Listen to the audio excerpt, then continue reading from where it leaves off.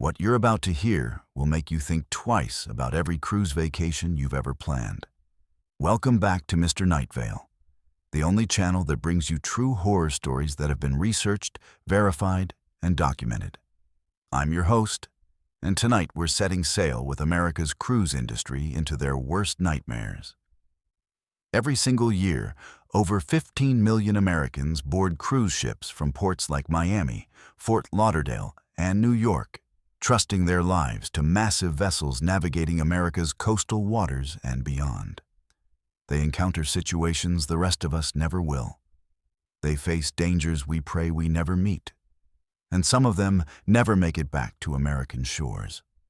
What you're about to witness are 9 true accounts verified through U.S. Coast Guard reports, American Cruise Line incident files, and first-hand testimonies from maritime professionals working on American-flagged vessels. These aren't creepypastas shared on Reddit. These aren't urban legends whispered in ship bars. These are real events that happen to real Americans. And some of the perpetrators are still out there on the high seas. The stories I'm about to share have been cross-referenced with official U.S. maritime documentation, Coast Guard records, and corroborated by multiple American sources. This is what makes Mr. Nightveil different. Every nightmare you hear on this channel actually happened in American waters or to American passengers. Before we begin our journey into the darkness, hit that subscribe button and ring the notification bell, because Mr. Nightveil uploads the most spine-chilling true stories every week. If these stories give you chills, smash that like button. It helps other horror fans discover these verified accounts of real terror. Now prepare yourself, because once we leave American ports and venture into these dark waters, there's no turning back to shore. These 9 accounts will take you inside the cabins, with passengers who face their worst fears on vessels hundreds of miles from the American coast, where help was impossibly far away. This is Mr. Nightveil, where every nightmare is real, and story number 1 sets sail now. Let's move to our first story, and this one will make you question everything you thought you knew about cruise ship security. Our first story takes us aboard the Royal Caribbean Independence on a routine Miami to Nassau voyage, where a veteran security officer named James Mark would encounter something that maritime authorities are still trying to explain. James Mark had been a senior security officer for 8 years when he encountered something that would end his career at sea forever. At 34, the former Navy petty officer was known throughout the American cruise industry for his methodical approach and unshakable nerves, qualities that made him invaluable during the overnight shifts aboard Royal Caribbean's Independence. The massive vessel, carrying 3,200 passengers on its routine Miami to Nassau route, had become James's second home. He knew every corridor, every emergency protocol, and every potential security risk that could arise on the high seas. But nothing in his military training or 8 years of maritime security had prepared him for what would happen on the night of October 15th, 2019. It was a calm Caribbean evening, the kind that experienced cruise workers appreciated. Calm seas, satisfied passengers, and the peaceful hum of the ship's engines cutting through the darkness toward the Bahamas. James had just begun his 2 a.m. security patrol, a routine he'd performed thousands of times before. The overnight shift was his preference. Fewer drunk passengers to manage, quieter corridors to monitor, and the satisfying sense of protecting sleeping families while they dreamed of their tropical vacation. His route that night was standard. Deck 6 through 10, starboard side first, then port side, checking for any irregularities, open cabin doors, or disturbances that might require attention. James carried his security radio, master key card, and a small flashlight, though the ship's corridors were always dimly lit during night hours to avoid disturbing passengers.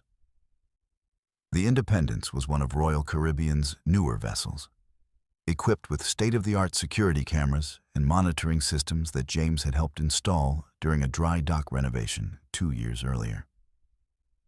As he walked down the deck 8 starboard corridor at exactly 2:47 a.m., something caught his attention near cabin 8247.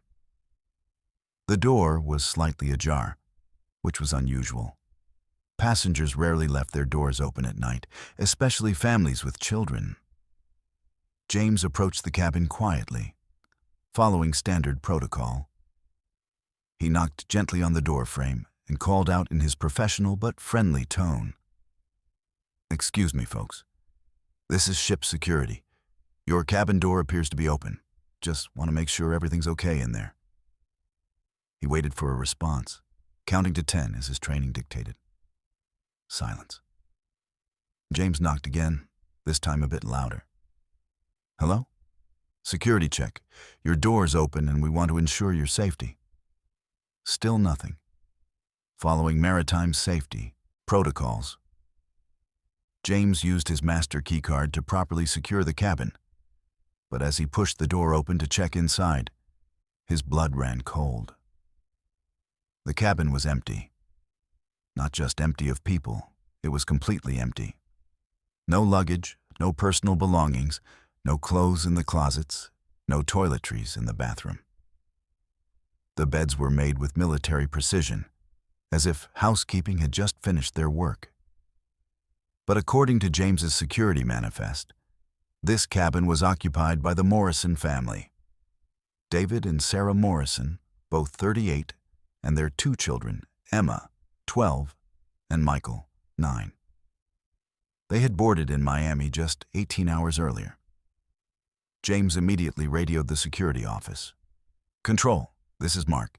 I need a passenger manifest check on cabin 8247, showing as occupied by the Morrison family, but the cabin appears to be completely vacant." The response from his supervisor, Lieutenant Rodriguez, came back within seconds. "Mark, that's impossible. The Morrisons checked in yesterday. They had dinner reservations at the specialty restaurant last night. Their keycard was used to enter the cabin at 11:43 p.m. Confused but thorough, James began searching the cabin more carefully. He checked the balcony, empty. He examined the bathroom, the closets, even under the beds. There was no sign that anyone had ever stayed in this room. No hair in the drain, no fingerprints on the glass surfaces, nothing. It was as if the Morrison family had never existed. James took photos with his security tablet and requested immediate backup.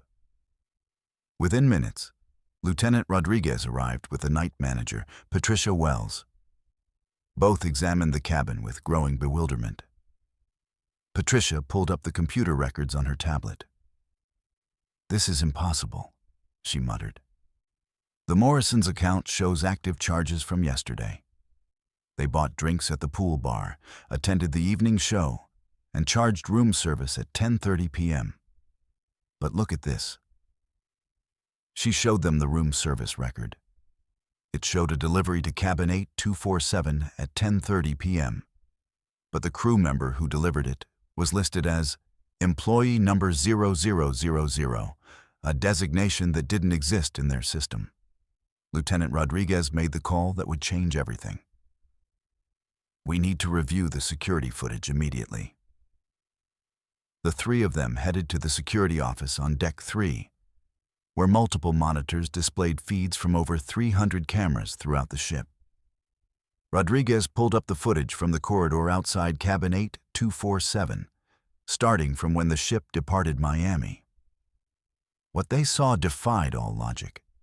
The footage clearly showed the Morrison family, 2 adults and 2 children, walking down the corridor toward their cabin at 11:43 p.m., just as the keycard records indicated. David Morrison, a tall man with graying hair, carried a small backpack. Sarah Morrison, blonde and petite, held hands with their daughter, Emma. Young Michael ran ahead, excited about their first cruise vacation. They approached cabin 8247, used their keycard, and entered the room. The door closed behind them. But then Rodriguez fast-forwarded through the night. At no point did the family leave the cabin. The door never opened. No one entered or exited.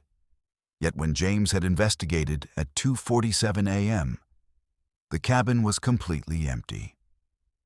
Rodriguez rewound and played the footage again, this time in slow motion. That's when they noticed something that made their blood freeze.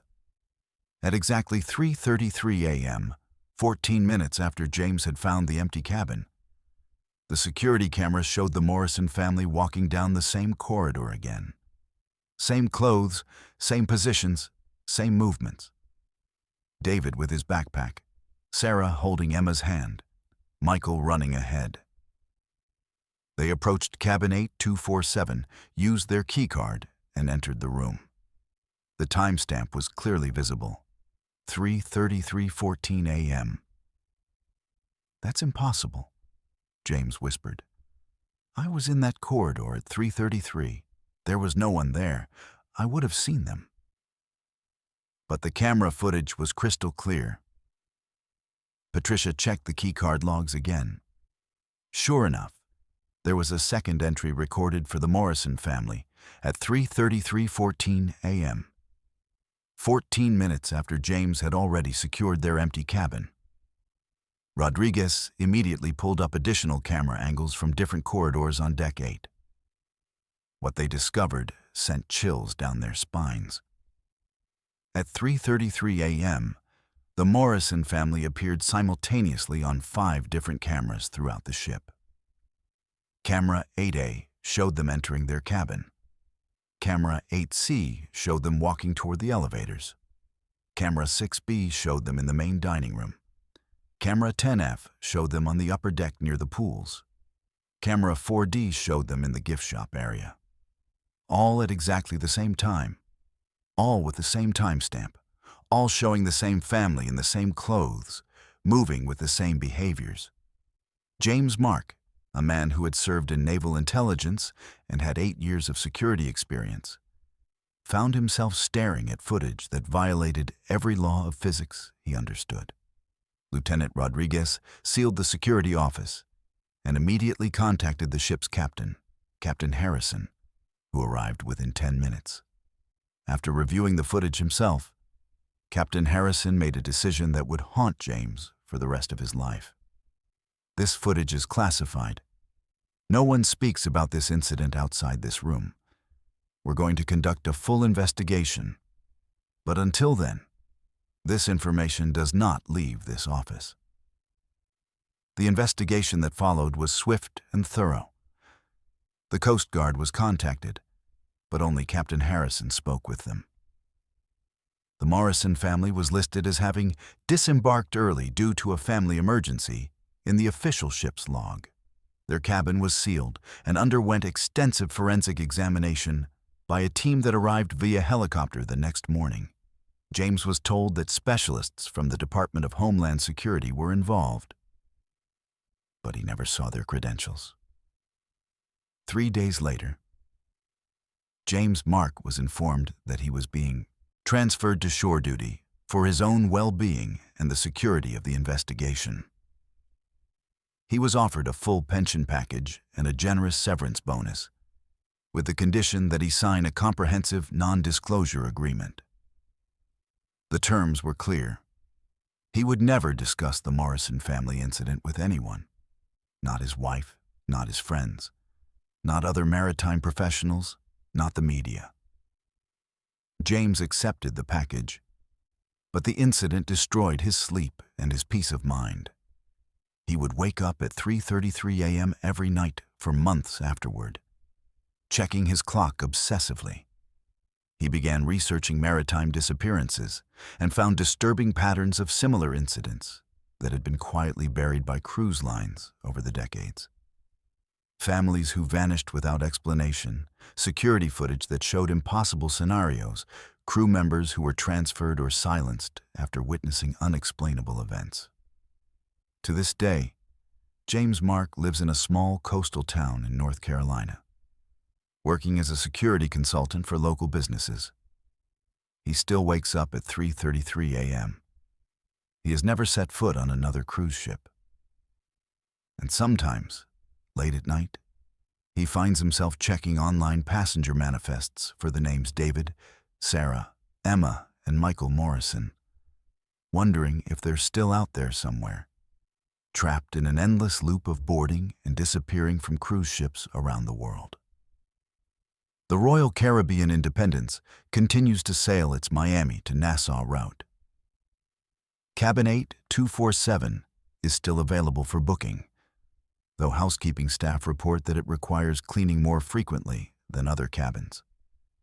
Guests have complained about the sound of children running in the corridors at 3:33 a.m., but security cameras never show anyone there. James Mark's security badge was permanently deactivated on October 20th, 2019. The Morrison family's case remains officially closed as a voluntary early disembarkation.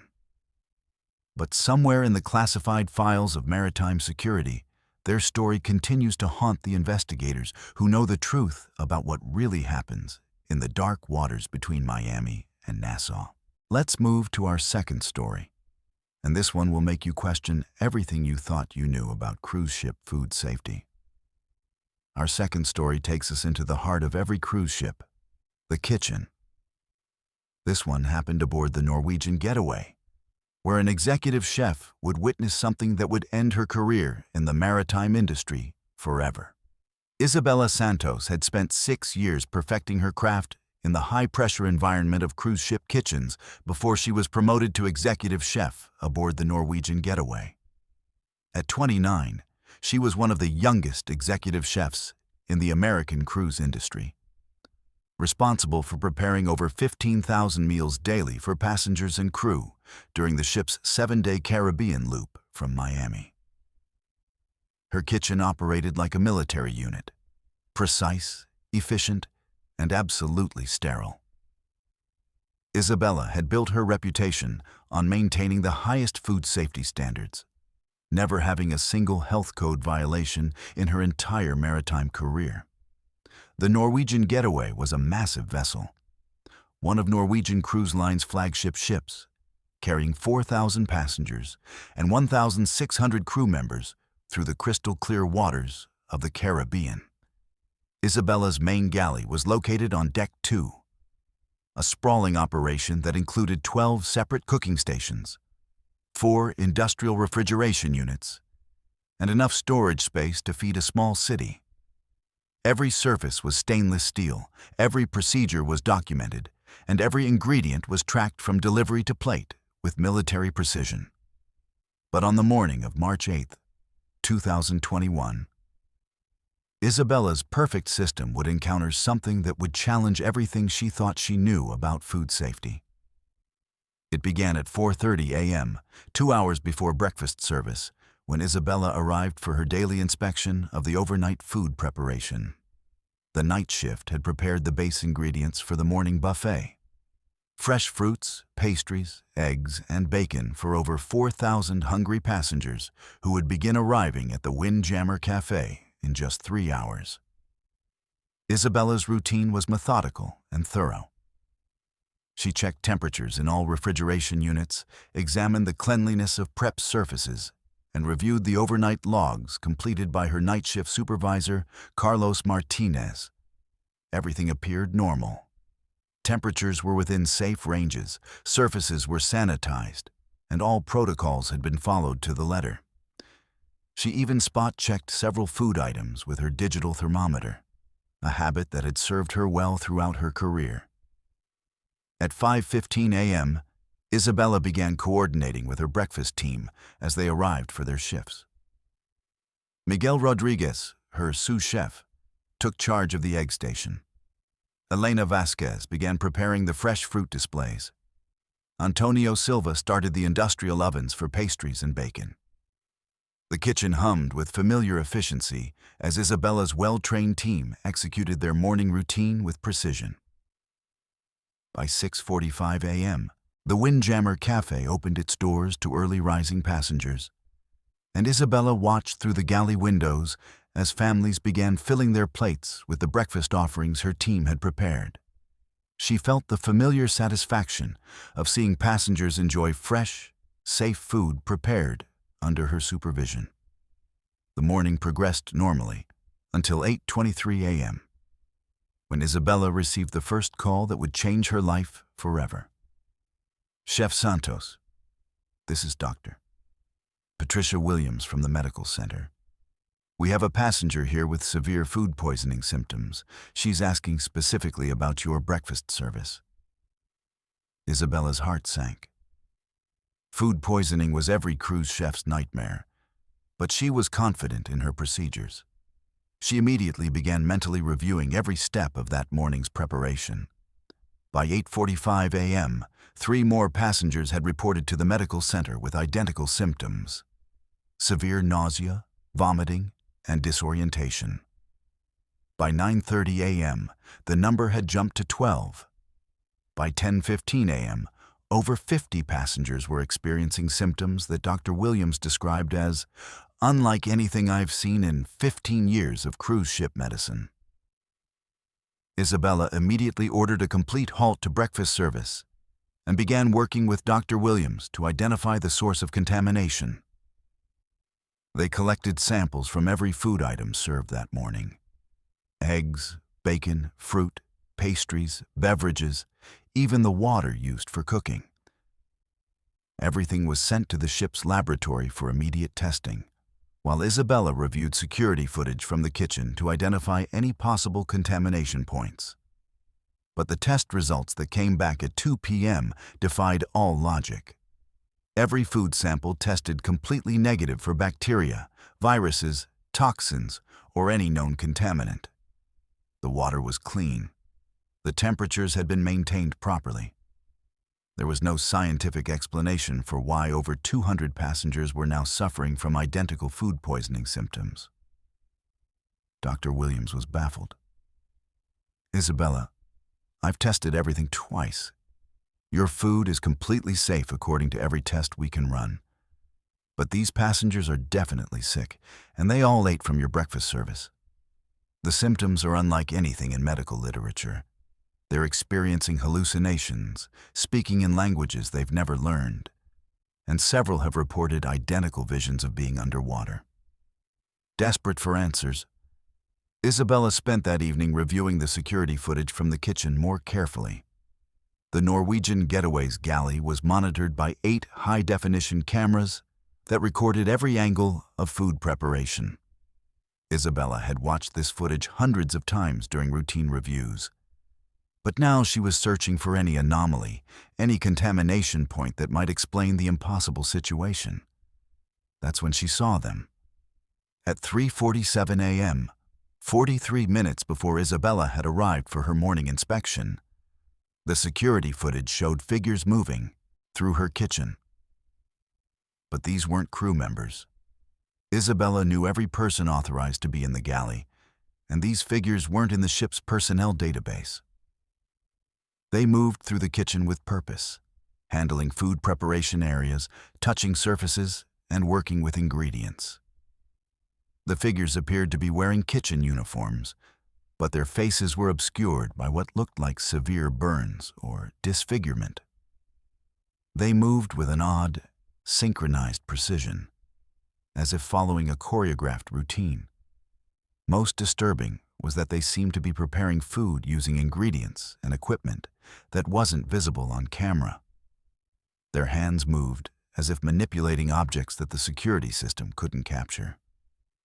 Isabella watched in growing horror as these unknown figures worked for exactly 17 minutes before disappearing at 4:04 a.m., 26 minutes before her arrival.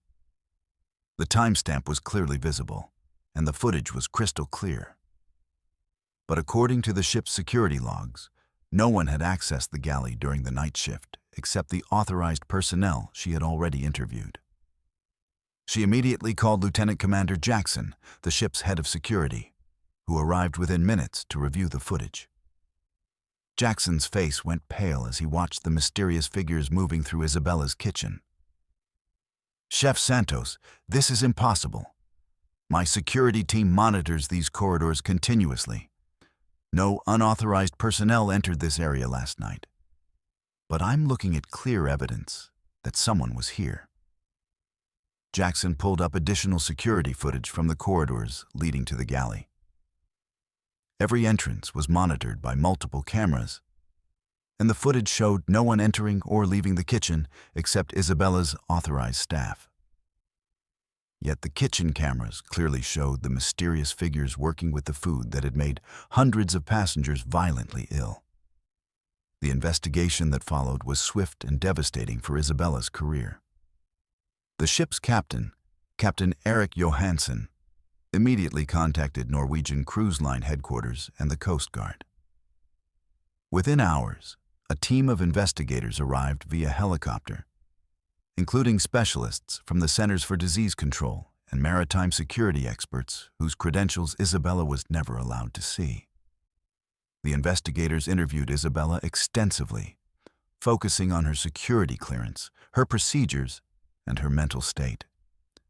They confiscated all security footage from the kitchen and sealed off the entire galley for 3 days while they conducted what they called specialized testing.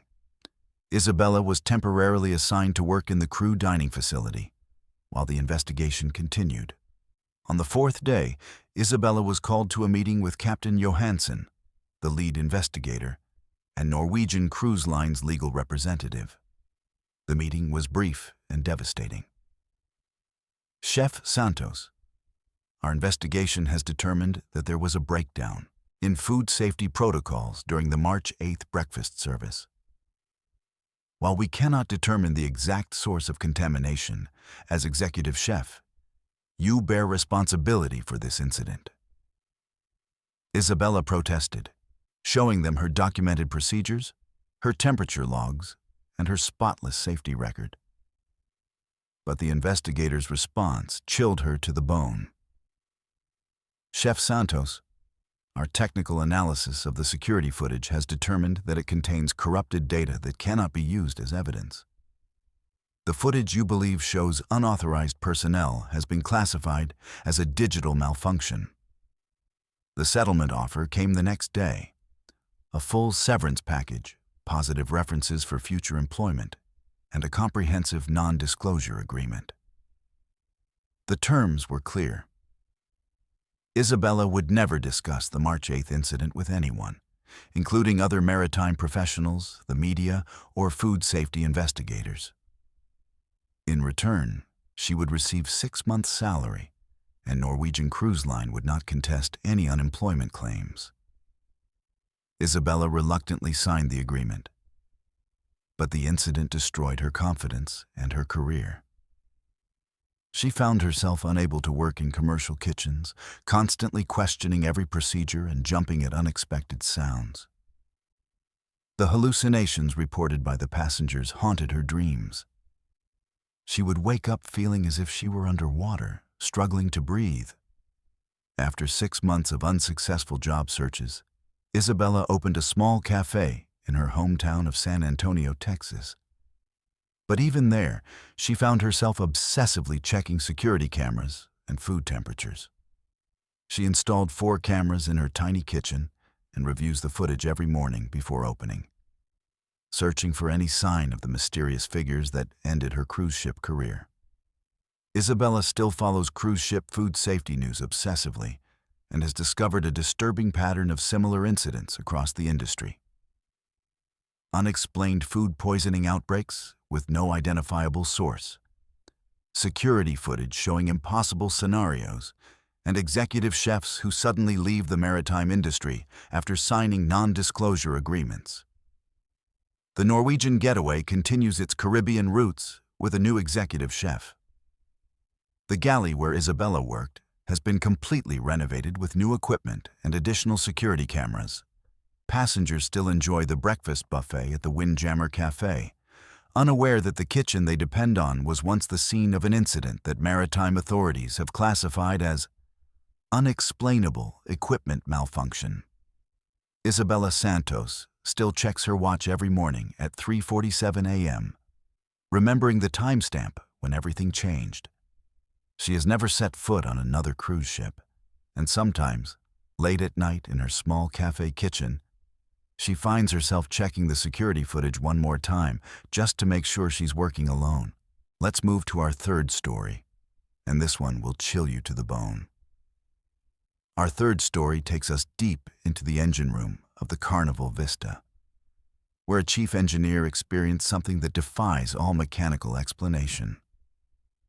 James McAllister had been working in cruise ship engine rooms for 15 years when he encountered something that would force him into early retirement at the age of 42. As chief engineer aboard the Carnival Vista, James was responsible for maintaining the massive diesel engines, generators, and mechanical systems that powered one of Carnival Cruise Line's largest vessels. The ship carried 4,000 passengers and 1,400 crew members through the Western Mediterranean. And James's engine room was the beating heart that kept them all safe and comfortable on the high seas. James was a third-generation maritime engineer, following in the footsteps of his father and grandfather, who had both spent their careers maintaining ships' mechanical systems. He had earned his credentials at the United States Merchant Marine Academy and had worked on everything from cargo vessels to luxury cruise ships before joining Carnival's fleet. His colleagues respected his methodical approach and encyclopedic knowledge of marine engineering. If something mechanical went wrong on the Vista, James McAllister was the man who could fix it. The Carnival Vista was a technological marvel, launched in 2016 with state-of-the-art propulsion systems and computerized monitoring equipment that could detect mechanical problems before they became critical failures. The engine room was located on Deck 1, deep below the waterline, where massive Wärtsilä diesel engines generated the 62,000 horsepower needed to propel the 133,500-ton vessel through the Mediterranean at cruising speed. James knew every pipe, valve, gauge, and control system in the sprawling mechanical spaces that most passengers never even knew existed. But on the night of September 14th, 2020, during a routine voyage from Barcelona to Naples, James would discover that some problems couldn't be solved with engineering knowledge and experience. It began at 11:30 p.m. during James's final inspection before the night shift took over engine room operations. The Vista was making good time through calm seas, and all systems were running within normal parameters: engine temperatures optimal, fuel consumption steady, electrical generation stable. James was conducting his standard end-of-shift walkthrough, checking gauges and listening for any unusual sounds or vibrations that might indicate developing problems. His route took him through the main engine room, past the massive diesel engines, through the generator spaces, and finally to the auxiliary machinery room where pumps, compressors, and filtration systems hummed with mechanical precision. It was in the auxiliary machinery room, near the water treatment plant on the port side, that James first noticed something unusual. One of the seawater intake pumps was running, but according to his control panel readings, it should have been in standby mode. James approached the pump to investigate, following standard troubleshooting procedures he had performed thousands of times before. As he bent down to examine the pump's control panel, he heard a sound that made his blood freeze.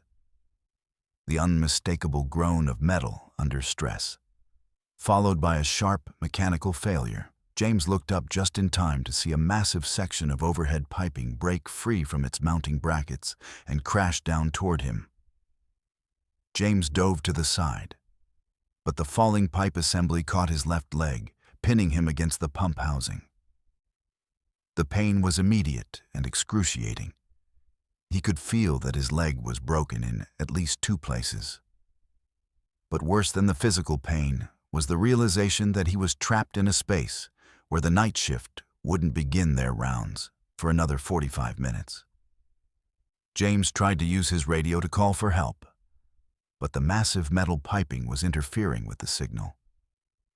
He could hear static and fragments of conversations from other parts of the ship, but couldn't establish clear communication with the engine room control center. He was completely alone, trapped beneath several hundred pounds of steel piping with no way to summon assistance. That's when James experienced something that would haunt him for the rest of his life. As he lay pinned beneath the pipe assembly, fighting waves of pain and trying to stay conscious, he became aware that he was no longer alone in the auxiliary machinery room. Standing near the water treatment plant, clearly visible despite the dim emergency lighting, was a man in engine room coveralls. "Thank God," James gasped. "I'm trapped under this pipe. Can you get help?" But the man didn't respond. Instead, he approached James with an odd, gliding walk, as if his feet weren't quite making contact with the deck plates. As the figure came closer, James could see his face more clearly, and what he saw defied all logic. The man was Chief Engineer Thomas Bradley, James's predecessor who had died of a heart attack in this same engine room 3 years earlier. James had attended Bradley's funeral, had spoken at his memorial service, had personally overseen the disposal of his personal effects. Yet here stood Thomas Bradley, wearing the same carnival coveralls he had worn in life, looking exactly as he had before his death. "Thomas?" James whispered, wondering if the pain and stress were causing hallucinations. But Bradley's response convinced him that this was no hallucination. "James, you're going to be here for a while," Bradley said in a voice that sounded like it was coming from inside a steel drum. "The night shift won't find you until 3:15 a.m. Your leg is broken in 3 places, and you're going to go into shock in about 20 minutes. But don't worry, I'll keep you company." James tried to process what he was experiencing. The pain was real. The trapped leg was real. But the presence of his dead colleague seemed equally real. Bradley sat down on a nearby equipment housing and began talking about the engine room as if nothing unusual was happening. "You've done a good job maintaining the systems, James. Better than I ever did. But you've been pushing yourself too hard. 15-hour days, working through your scheduled breaks, taking on responsibilities that should belong to your junior engineers. You're burning out, just like I did." For the next several hours, as James drifted in and out of consciousness from pain and shock, Thomas Bradley remained with him, talking about engineering problems, sharing stories about other crew members, and discussing mechanical issues that only someone with deep knowledge of the Vista systems could understand. Bradley seemed to know about recent repairs and modifications that had been made after his death, information he couldn't possibly have access to. At exactly 3:15 a.m., just as Bradley had predicted, the night shift engineer, Roberto Silva, arrived for his routine inspection and found James trapped beneath the pipe assembly. The rescue operation took 40 minutes, requiring cutting torches to remove sections of the piping and a medical team to stabilize James's injuries before he could be extracted. During the rescue operation, James kept looking for Thomas Bradley, but his former colleague had vanished. When Roberto asked who James had been talking to, the rescue team had heard conversation coming from the auxiliary machinery room. James couldn't bring himself to explain what he had experienced. James was airlifted to a hospital in Palma, Mallorca, where surgeons spent 8 hours repairing the multiple fractures in his left leg. During his recovery, he was interviewed extensively by Carnival's Safety Investigation Team, maritime accident investigators, and insurance adjusters. The mechanical failure that had trapped him was determined to be caused by metal fatigue in the pipe mounting brackets, a failure that should have been detected during routine inspections. But James knew something that he didn't share with the investigators. During his years of maintaining the Vista systems, he had personally inspected those pipe mounting brackets dozens of times. They had been in perfect condition just 6 hours before the failure occurred. The kind of metal fatigue that caused the accident should have developed over months or years, not hours. More disturbing was James's growing certainty that Thomas Bradley had been real, not a hallucination caused by pain and trauma. Bradley had discussed specific technical details about recent engine modifications, had mentioned crew members by name who had joined the ship after his death, and had predicted the exact time of James's rescue with impossible accuracy. After 6 weeks of recovery, James returned to the Vista for what Carnival called a fitness for duty evaluation, but he lasted only 4 hours before requesting to be relieved. Every time he entered the auxiliary machinery room, he could feel Thomas Bradley's presence. Other crew members began reporting strange occurrences in the engine spaces. Tools that moved by themselves, gauges that showed impossible readings, and the sound of someone walking through areas that were confirmed to be empty. Carnival offered James a generous early retirement package, which he accepted after signing a comprehensive non-disclosure agreement. The official accident report blamed the pipe failure on inadequate inspection procedures and recommended enhanced safety protocols. James's experience with Thomas Bradley was never mentioned in any official documentation. James now works as a consulting engineer for a small firm in his hometown of Mobile, Alabama, specializing in marine systems for commercial fishing vessels. He has never returned to cruise ship work, despite receiving several lucrative job offers from major cruise lines. He still experiences nightmares about being trapped beneath the pipe assembly. But the dreams always include Thomas Bradley sitting nearby, watching over him with sad, knowing eyes. The Carnival Vista continues its Mediterranean cruises with a new chief engineer. The auxiliary machinery room where James was trapped has been completely renovated with enhanced safety equipment and additional emergency communication systems. But crew members still report feeling watched when they work alone in the engine spaces. And several have requested transfers to other ships after experiencing encounters they refuse to discuss in detail. James McAllister still checks maritime accident reports obsessively, looking for patterns of mechanical failures that might be connected to his experience. He has found disturbing similarities in incidents across the cruise industry. Experienced engineers trapped in mechanical spaces, impossible equipment failures, and crew members who leave the maritime industry after signing non-disclosure agreements. Sometimes, late at night, James receives phone calls with no one on the other end, but he can hear the familiar sound of ships' engines running in the background. He always hangs up quickly, but he knows that somewhere out there, Thomas Bradley is still keeping watch over the engine rooms where living engineers face dangers they never imagined. Let's move to our fourth story. And this one will make you question everything you thought you knew about medical science at sea. Our fourth story brings us to the medical bay, where healing turns to horror. This one happened aboard the Celebrity Eclipse, where a ship's doctor encountered patients with symptoms that have no medical explanation. Dr. Lisa had been serving as a ship's medical officer for 7 years when she encountered something that would challenge everything she had learned in medical school. At 31, she was one of the most experienced doctors in Celebrity Cruises' medical staff, responsible for providing healthcare to over 2,800 passengers and 1,200 crew members during the Eclipse's 14-day Northern Europe cruise from Southampton to the Norwegian fjords. Her medical center was equipped with state-of-the-art diagnostic equipment, a fully stocked pharmacy, and even a small surgical suite capable of handling most medical emergencies that could arise during long ocean voyages. Dr. Lisa had earned her medical degree from Johns Hopkins University and completed her residency in emergency medicine before joining the maritime medical field. She was drawn to cruise ship medicine by the unique challenges it presented, treating everything from seasickness and minor injuries to heart attacks and appendicitis, all while floating hundreds of miles from the nearest hospital.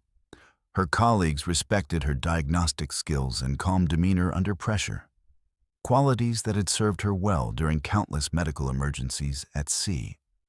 The Celebrity Eclipse was one of Celebrity's Solstice-class ships, a sophisticated vessel that carried passengers through some of the world's most remote and beautiful waters. Dr. Lisa's medical center was located on Deck 1, easily accessible to passengers but isolated enough to maintain the quiet atmosphere necessary for patient care. The facility included 6 examination rooms, a 12-bed infirmary, and advanced diagnostic equipment including X-ray machines, ultrasound, and a comprehensive laboratory for blood work and other tests. But on the night of June 22, 2019, during a seemingly routine voyage through the North Sea toward Bergen, Norway, Dr. Lisa would encounter patients whose conditions defied every medical principle she had ever learned. It began at 3:33 a.m., when she was awakened in her quarters by an urgent call from Nurse Patricia Morrison, who was staffing the medical center's overnight shift. "Dr. Lisa, I need you here immediately." Patricia's voice was strained with barely controlled panic. "We have a patient with symptoms I've never seen before, and I think you need to examine her personally." Dr. Lisa had worked with Patricia for 3 years and had never heard such fear in her colleague's voice. She dressed quickly and made her way to the medical center, expecting to find a passenger with a heart attack, stroke, or some other serious but treatable condition. What she found instead was Sandra, a 58-year-old retired teacher from Manchester, sitting upright on an examination table and speaking fluent Norwegian. This might not have been unusual, except that according to her medical intake form and passport information, Sandra was monolingual English and had never been to Norway before this cruise. "Sandra," Dr. Lisa said gently, "I'm Dr. Lisa. Can you tell me how you're feeling?" Sandra turned to look at her with eyes that seemed strangely unfocused and responded in rapid, fluent Norwegian. Dr. Lisa didn't speak Norwegian, but she recognized the language from her time treating international passengers. Patricia pulled Dr. Lisa aside and whispered urgently, "Doctor, she's been speaking Norwegian for the past 20 minutes. When she first arrived, she was speaking perfect English, complaining of nausea and dizziness. Then suddenly, in the middle of answering my questions, she switched to Norwegian and hasn't spoken English since. But here's the really strange part. She's describing detailed knowledge of Bergen's harbor, including specific dock numbers and shipping schedules." Dr. Lisa began her examination, checking Sandra's vital signs, pupil response, and neurological function. Everything appeared normal. Blood pressure was slightly elevated, but within acceptable ranges. Heart rate was steady, and her neurological responses were appropriate. But Sandra continued speaking Norwegian, and her descriptions were becoming increasingly specific and disturbing. At 3:47 a.m., 14 minutes after Sandra's arrival, a second patient was brought to the medical center by her worried husband. Michelle, a 34-year-old accountant from Dallas, was exhibiting identical symptoms: sudden onset of nausea and dizziness, followed by fluent speech in a language she had never learned. But Michelle was speaking what sounded like Danish, describing in detail the underwater topography of the North Sea. By 4:15 a.m., Dr. Lisa had 6 patients in her medical center, all presenting with the same impossible symptoms. They ranged in age from 23 to 67, came from different countries and backgrounds, and had no previous contact with each other during the cruise. Yet all were speaking languages they had never learned, and all were describing detailed knowledge of underwater locations, maritime history, and naval incidents that had occurred in the North Sea decades or even centuries earlier. The most disturbing case was Anthony, a 45-year-old construction worker from Boston, who was speaking what Dr. Lisa's Norwegian-speaking colleague later identified as archaic Norwegian, a dialect that hadn't been commonly used for over 200 years. Anthony was describing, in perfect historical detail, the sinking of merchant vessels during World War II, including specific coordinates, crew names, and cargo manifests that he couldn't possibly have known. Dr. Lisa ran every diagnostic test available in her medical center. Blood work was completely normal. Brain scans showed no abnormalities. Neurological exams revealed no signs of stroke, seizure, or other conditions that might cause sudden language acquisition or personality changes. According to every medical test she could perform, her patients were perfectly healthy adults experiencing medically impossible symptoms. But the patients' conditions were deteriorating in ways that defied medical explanation. They began describing shared visions of being underwater, surrounded by the wreckage of sunken ships.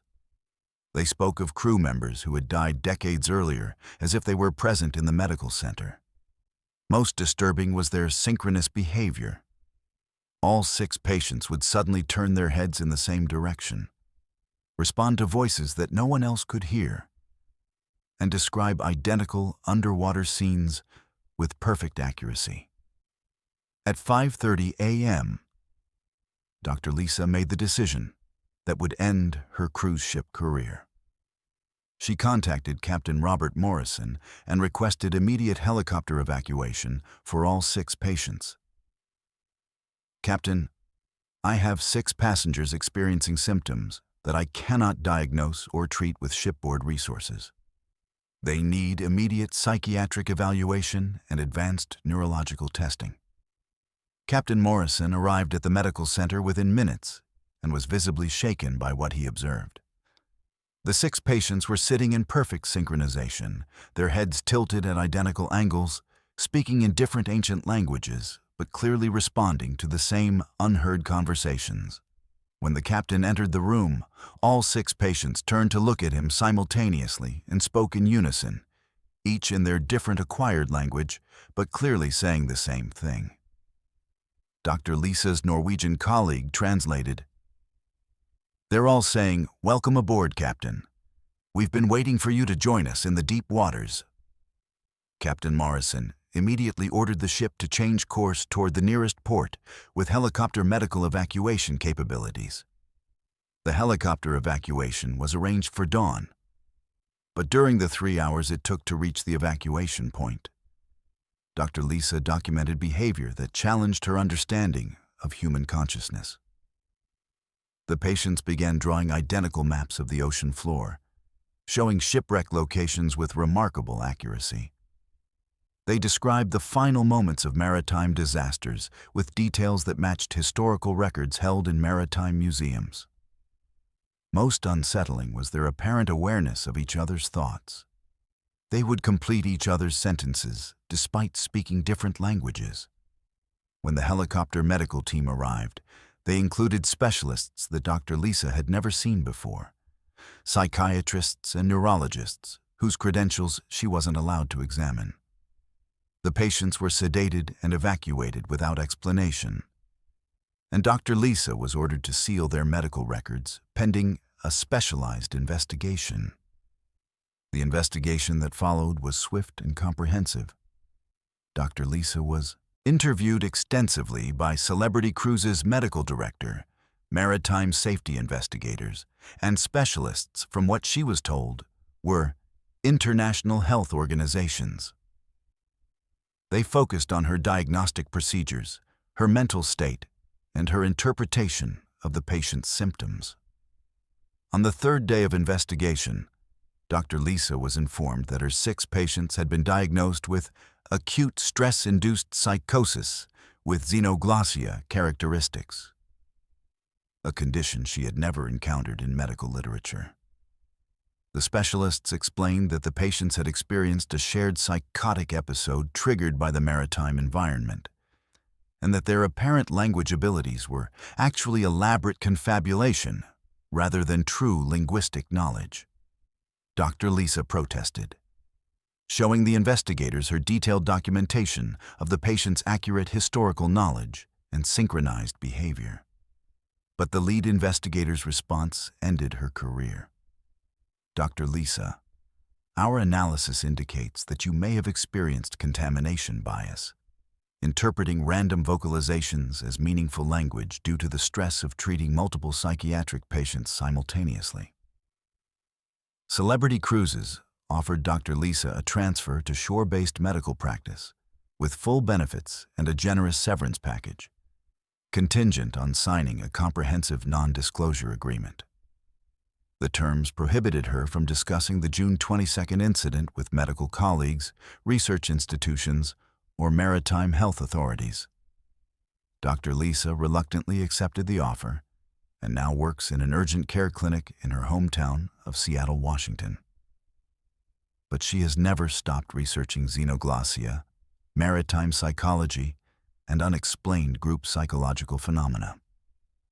She has discovered disturbing patterns in medical literature, cases of cruise ship passengers experiencing sudden language acquisition, shared visions of underwater locations, and synchronized psychological symptoms that medical authorities classify as unexplained group hysteria.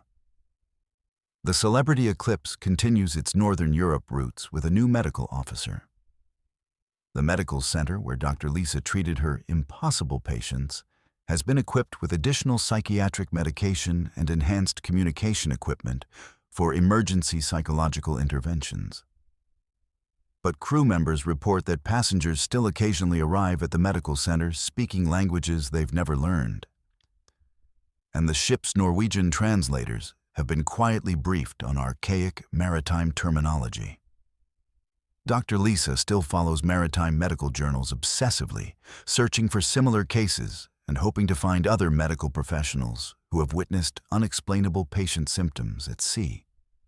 Sometimes, late at night, she finds herself researching North Sea maritime disasters, wondering if Sandra, Michelle, Anthony, and her other 3 patients are still somewhere, describing underwater worlds that exist beyond the reach of modern medicine.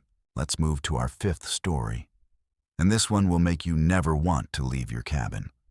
Our 5th story takes us to the MSC Seaside, where an entire deck of passengers vanished for 4 hours, and what the cruise director discovered during those missing hours defies all explanation.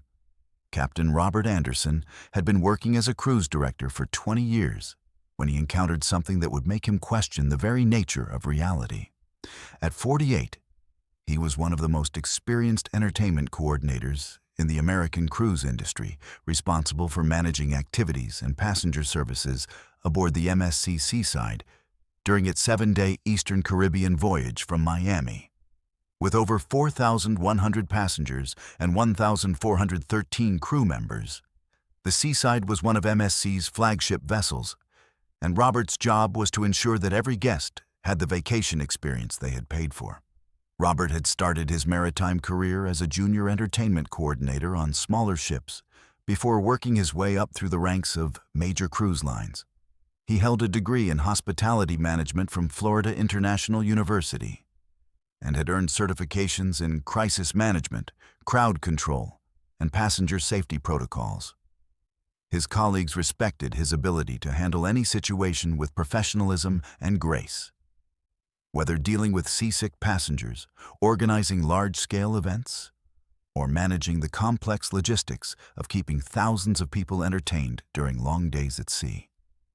The MSC Seaside was a marvel of modern cruise ship engineering, featuring innovative design elements, including an outdoor promenade that wrapped around the ship at Deck 8, offering passengers stunning ocean views and outdoor dining experiences. Robert's office was located on Deck 5, strategically positioned to allow him quick access to all passenger areas, from the main theater on Deck 6 to the sports deck on Deck 16. The ship's layout was meticulously planned, with passenger flow patterns designed to prevent overcrowding and ensure smooth movement between activities and dining venues. But on the evening of August 3, 2021, during what should have been a routine night of entertainment programming, Robert would encounter something that challenged everything he thought he knew about passenger management and crowd control. It began at 9:47 p.m. during the ship's signature evening show in the main theater, when Robert received an unusual report from his assistant entertainment coordinator, Maria Santos. "Robert, I'm getting strange reports from the Deck 7 activities." Maria's voice crackled through his radio with obvious confusion. "The karaoke lounge, the casino, and the sports bar are all reporting that their areas are completely empty. But according to our passenger tracking system, Deck 7 should have over 200 people participating in scheduled activities right now." Robert immediately checked his passenger management tablet, which showed real-time locations of scheduled activities and estimated attendance numbers based on reservations and check-ins. The system clearly indicated that 247 passengers were currently engaged in various activities on Deck 7.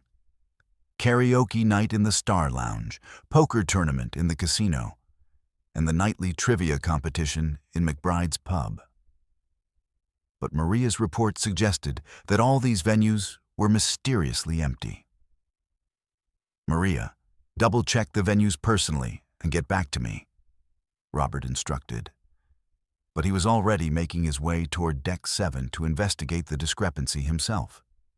In 20 years of cruise ship entertainment management, he had never encountered a situation where hundreds of passengers simply disappeared from scheduled activities without explanation. When Robert arrived at Deck 7, he found exactly what Maria had reported. Every entertainment venue was completely deserted. The Star Lounge karaoke stage was set up with microphones and song lists, but the 80-seat venue was empty. The casino's poker tables were arranged for the tournament with cards and chips ready, but not a single player was present.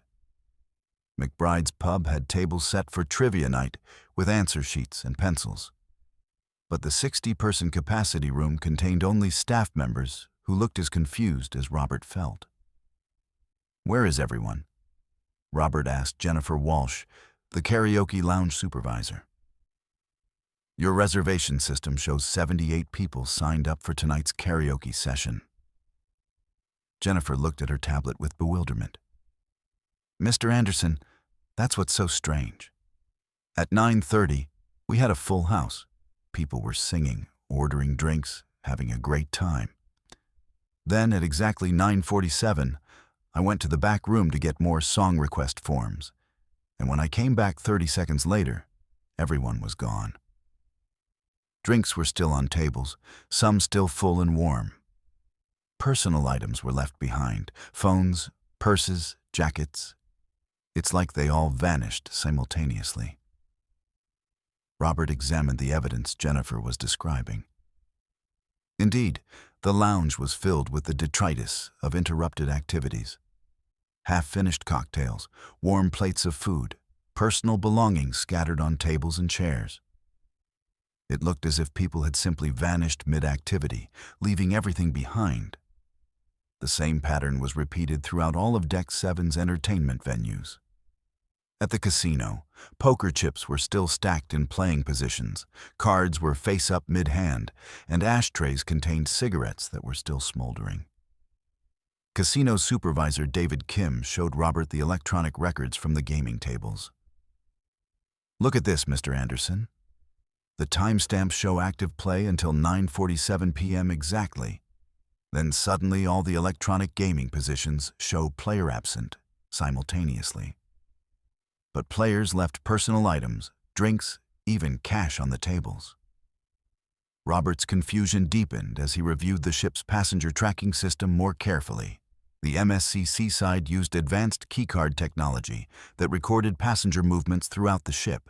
Every time someone entered a venue, restaurant, or cabin, their location was logged in the central computer system.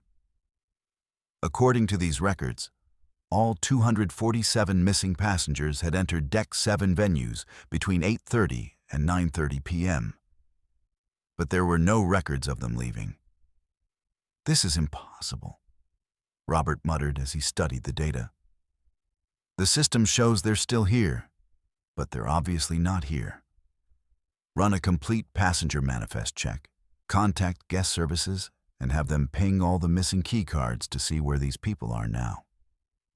The keycard ping results that came back 15 minutes later defied all logic. According to the ship's computer system, all 247 missing passengers were simultaneously located in their assigned cabins, in the main dining rooms, at the pool deck, in the spa, and in the gift shops. The system was showing each missing passenger in multiple locations at the same time, which was technologically impossible. Guest Services Coordinator Lisa Thompson contacted Robert with even more disturbing news. "Mr. Anderson, I've been calling the cabin phones for the missing passengers to verify their locations.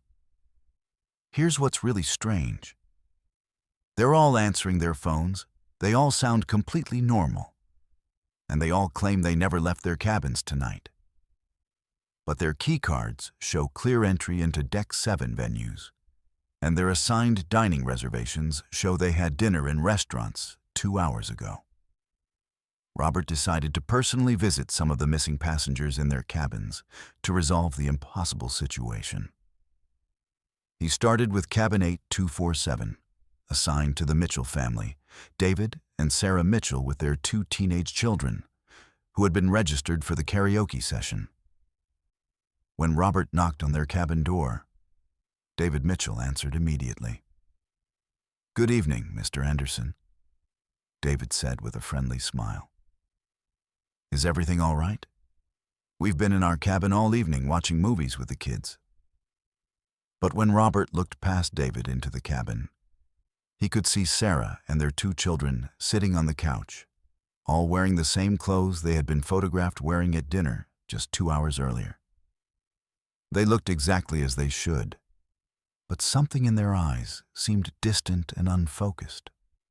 "Mr. Mitchell, our records show that your family was signed up for karaoke night on Deck 7. Your keycards were scanned entering the Star Lounge at 9:15 p.m. Robert showed David the electronic records on his tablet. David looked at the screen with apparent confusion. "That's strange, Mr. Anderson. We've been here in the cabin since after dinner. We haven't been to any Deck 7 activities tonight." But as David spoke, Robert noticed that his voice had an odd, hollow quality, as if he were speaking from a great distance or through some kind of electronic filter. Robert visited 6 more cabins of missing passengers and found identical scenarios.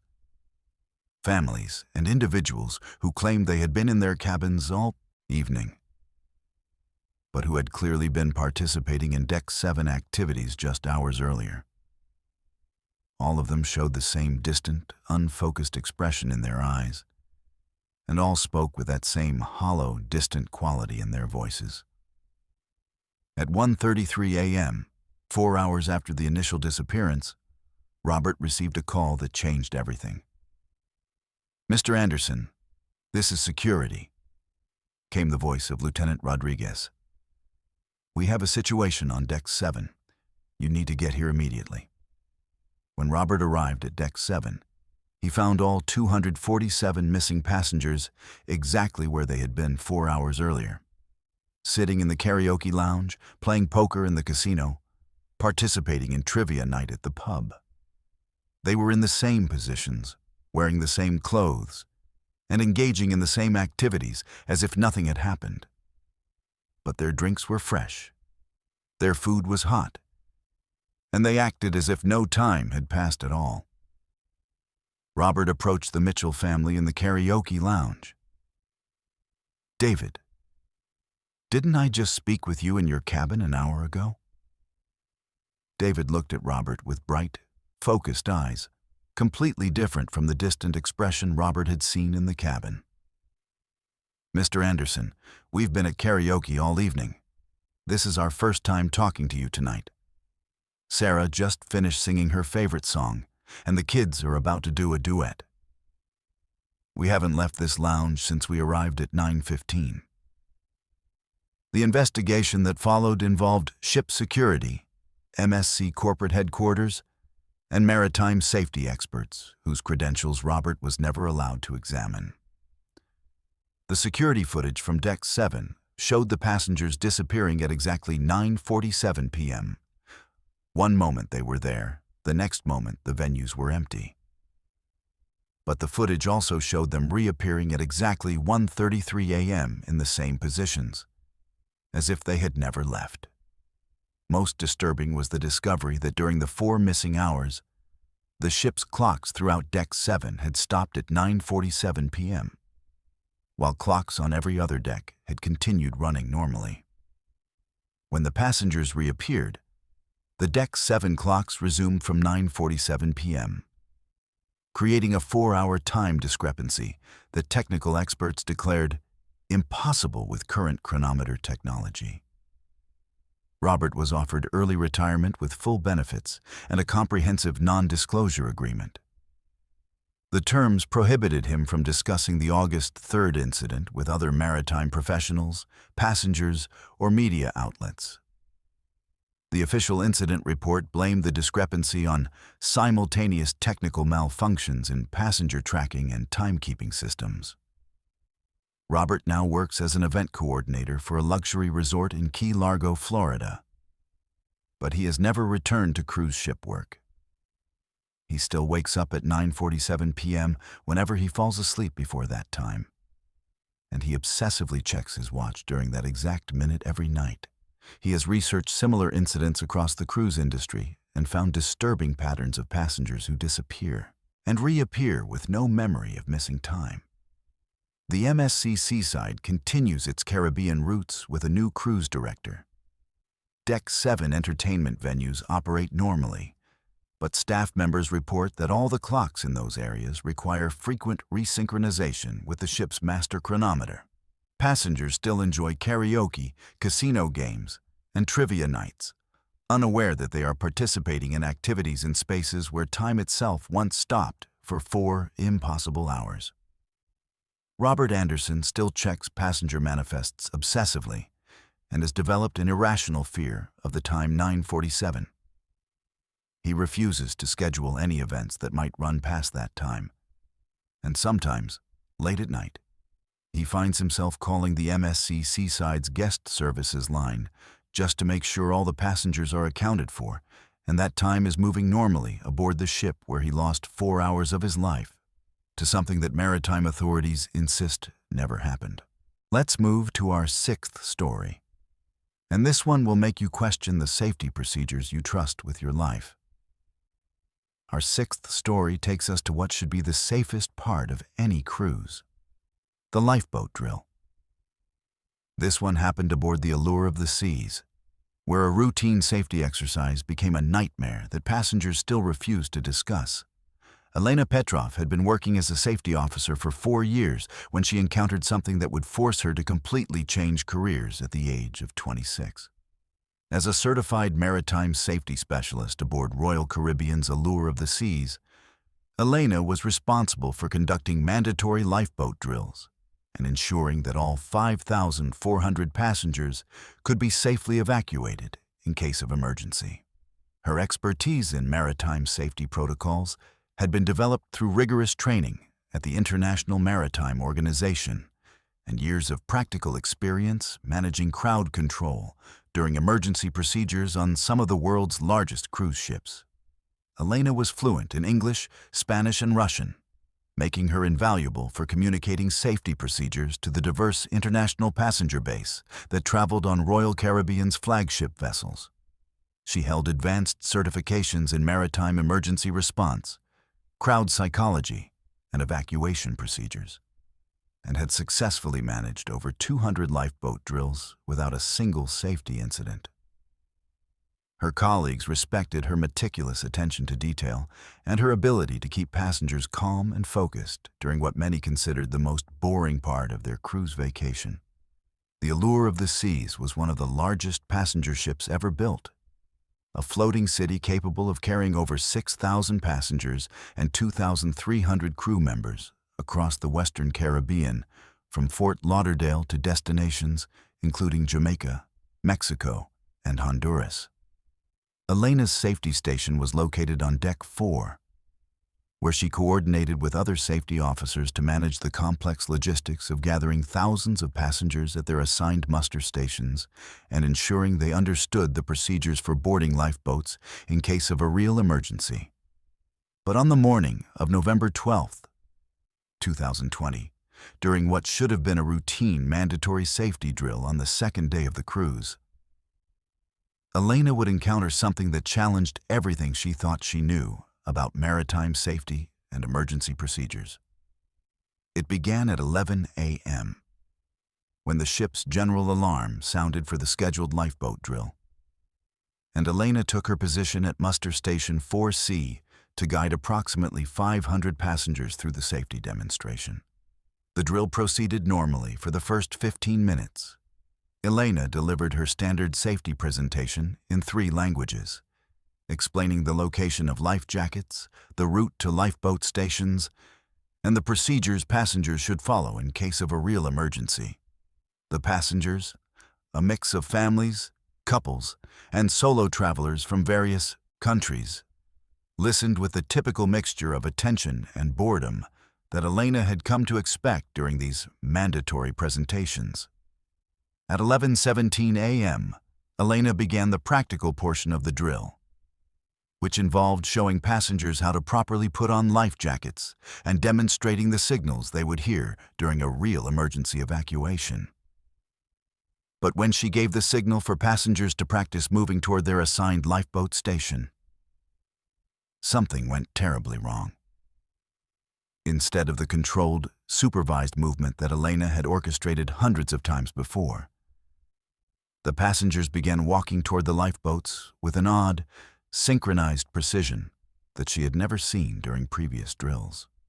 They moved in perfect formation, their eyes fixed straight ahead, their movements coordinated as if they were following some unheard command that Elena couldn't detect. "Ladies and gentlemen, this is just a drill," Elena announced through her megaphone. But the passengers continued their synchronized movement toward lifeboat station 4. "Please remain calm and follow my instructions. This is only a practice exercise." But her words seemed to have no effect on the 500 people under her supervision, who continued moving toward the lifeboats with mechanical precision. Elena radioed her supervisor, Chief Safety Officer Miguel Rodriguez. "Miguel, I have a situation at muster station 4C. My passengers are not responding to drill commands and are exhibiting unusual behavior during the evacuation exercise." Miguel's response came immediately. "Elena, we're seeing the same thing at all muster stations. Passengers are moving toward lifeboats without authorization. Do not allow any passengers to board the lifeboats. This is still a drill." But as Elena watched in growing horror, the passengers at her station were already approaching the lifeboat davits, the mechanical systems used to lower lifeboats to the water in case of emergency. What happened next violated every maritime safety protocol Elena had ever learned and defied every principle of mechanical engineering she thought she understood. The lifeboat davits began operating by themselves, without any crew member touching the controls, without any activation from the bridge. The massive mechanical systems that held the lifeboats began lowering them toward the water. Elena could hear the hydraulic whine of the davit motors and the grinding of steel cables as the lifeboats descended, but no one was operating the machinery. "Emergency stop! Emergency stop!" Elena shouted into her radio, but the lifeboats continued their descent toward the Caribbean waters 60 feet below. Worse yet, passengers were climbing into the lifeboats as they lowered, despite Elena's frantic attempts to stop them. Elena ran toward the lifeboat control station and pressed the emergency stop button repeatedly. But the machinery ignored her commands. She could see that the control panel showed all systems in manual, override mode, but there was no one at the controls. The lifeboats continued their descent with 500 passengers aboard, and Elena realized with terror that if the boats reached the water, They would be launched automatically, and her passengers would be floating in the open ocean with no way to return to the ship. At 11:28 a.m., 11 minutes after the unauthorized lifeboat launch had begun, Elena made a decision that would haunt her for the rest of her life. She activated the ship's general alarm and announced a real emergency over the public address system. "This is not a drill. All passengers and crew report to emergency stations immediately.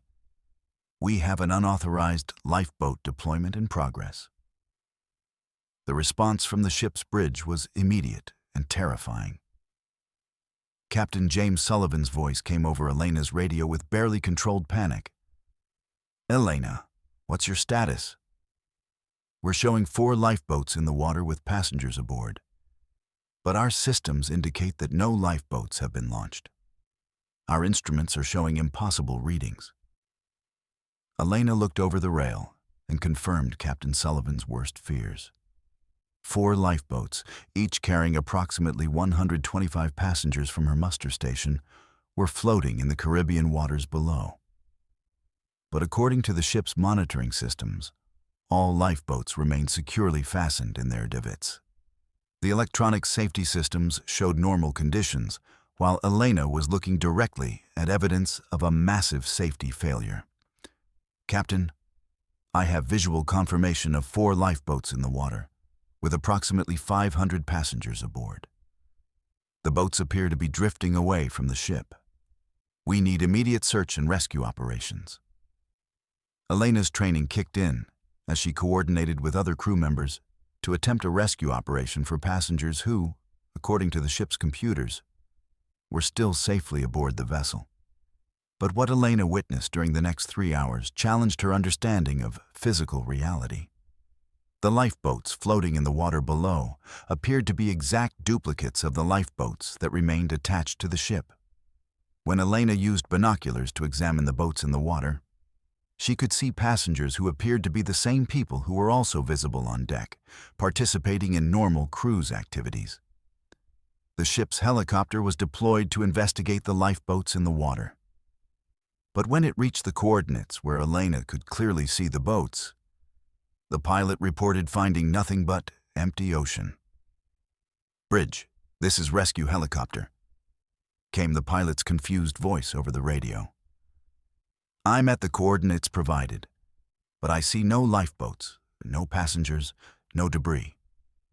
The water is completely clear."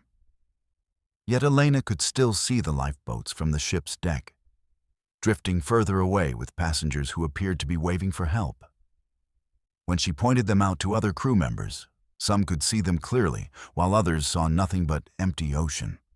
The ship's radar systems detected no objects in the water, but Elena's visual confirmation remained consistent.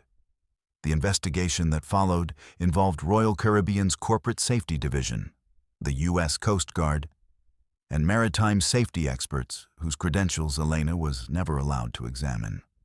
The ship was diverted to Cozumel, Mexico, where all passengers were evacuated and the lifeboats were inspected by technical specialists who found no evidence of mechanical malfunction or unauthorized operation.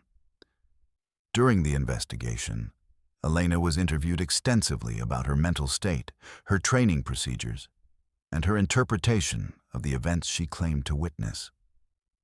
The investigators focused particularly on the contradiction between her visual observations and the ship's electronic monitoring systems, which showed no safety violations or equipment malfunctions.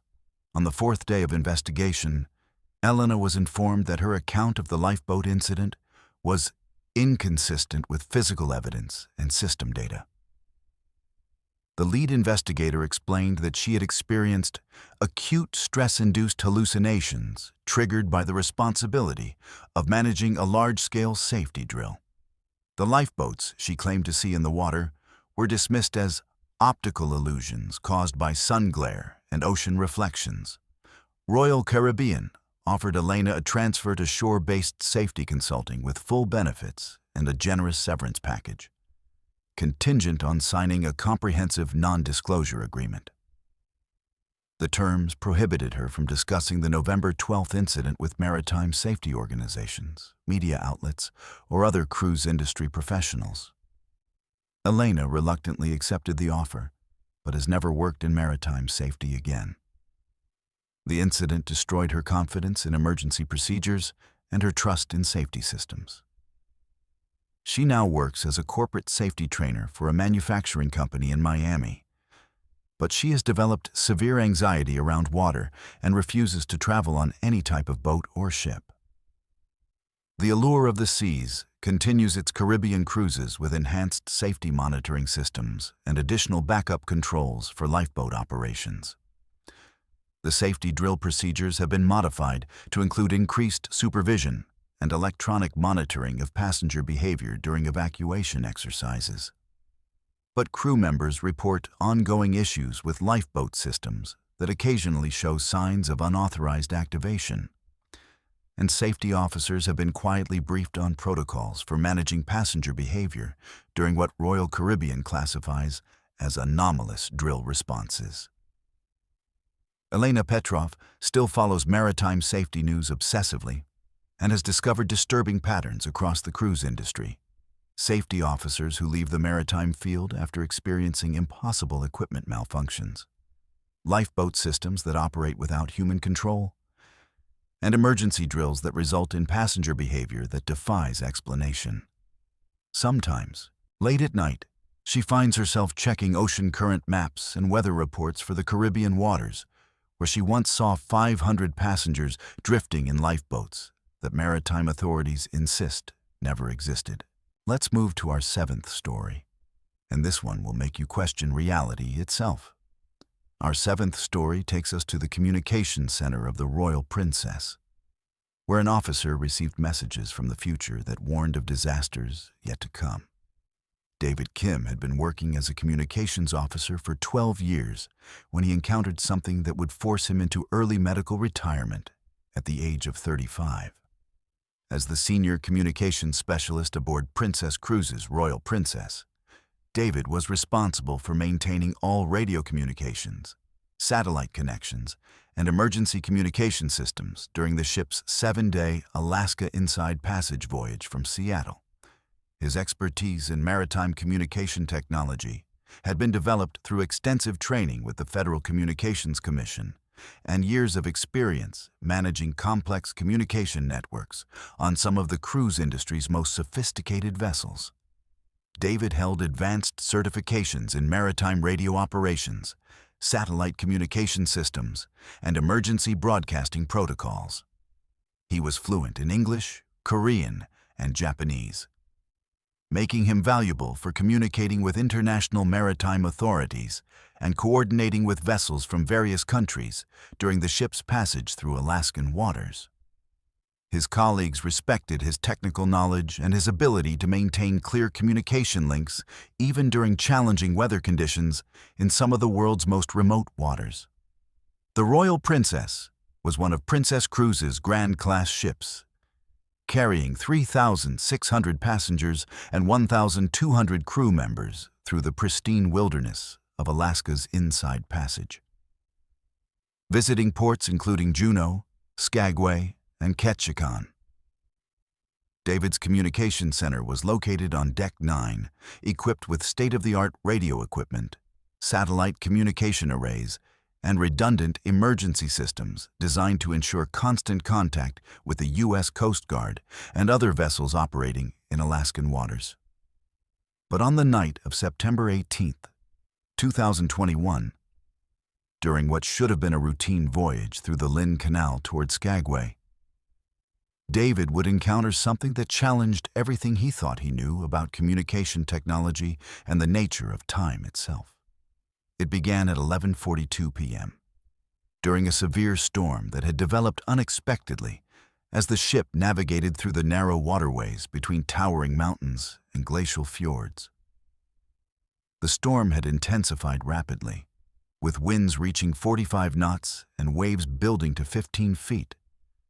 Unusual conditions for the typically protected waters of the Inside Passage.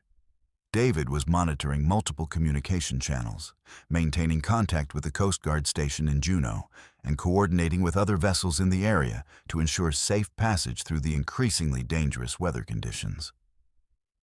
At 11:55 p.m., David lost all satellite communication with the outside world. His primary satellite array showed technical failure across all channels.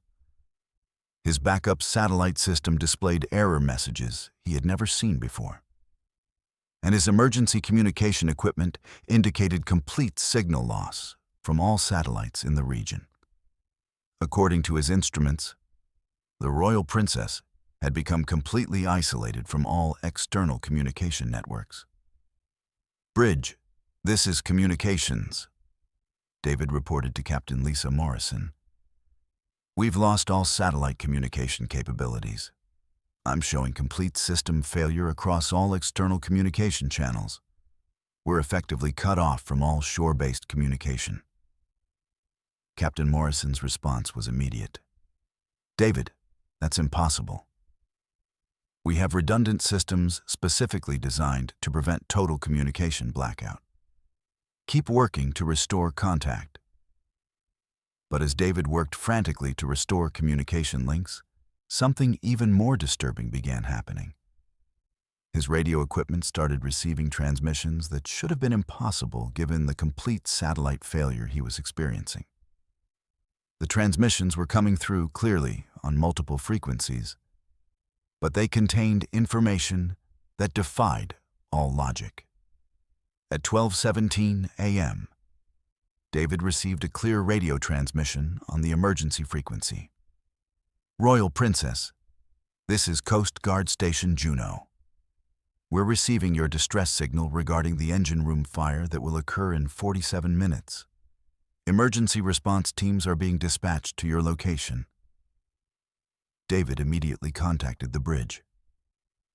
"Captain, I just received a transmission from the Coast Guard about an engine room fire, but we don't have any engine room problems. They're claiming we sent a distress signal that I never transmitted." Captain Morrison's confusion was evident in her response. "David, that makes no sense. Check all our systems and confirm our actual status." David conducted a complete ship status check and confirmed that all systems were operating normally. There were no fires, no engine problems, no emergencies of any kind. But the Coast Guard transmissions continued, providing detailed information about crisis situations that hadn't occurred on the Royal Princess. At 12:34 a.m., another transmission came through. "Royal Princess, this is Coast Guard Rescue Helicopter 6512. We have visual confirmation of passengers in the water at coordinates you provided. Beginning search and rescue operations for the 43 passengers who went overboard during the lifeboat malfunction that occurred 18 minutes ago." David checked his passenger manifest and confirmed that all passengers were accounted for and safely in their cabins. There had been no lifeboat malfunction, no passengers overboard, no rescue operations requested. Yet the Coast Guard was clearly responding to emergencies that existed only in their radio transmissions. The most disturbing transmission came at 1:03 a.m. "Royal Princess, this is David Kim from your communication center. I'm transmitting from life raft number 4. The ship sank at 12:47 a.m. after the collision with the submerged iceberg. We have 340 survivors in lifeboats requesting immediate rescue. Please respond to confirm you received this transmission." David stared at his radio equipment in shock. He was hearing his own voice, transmitting a distress call from a life raft, describing the sinking of the ship he was currently aboard. The voice was unmistakably his own, but he was sitting safely in his communication center on a ship that was floating normally through Alaskan waters. "Bridge, this is David. I need you to come to the communication center immediately. I'm receiving impossible transmissions that require your personal verification." When Captain Morrison arrived 5 minutes later, David played back the recorded transmissions he had received. The captain listened with growing alarm as she heard detailed descriptions of emergencies that hadn't occurred, rescue operations for situations that didn't exist, and David's own voice calling for help from a life raft. "David, this is impossible.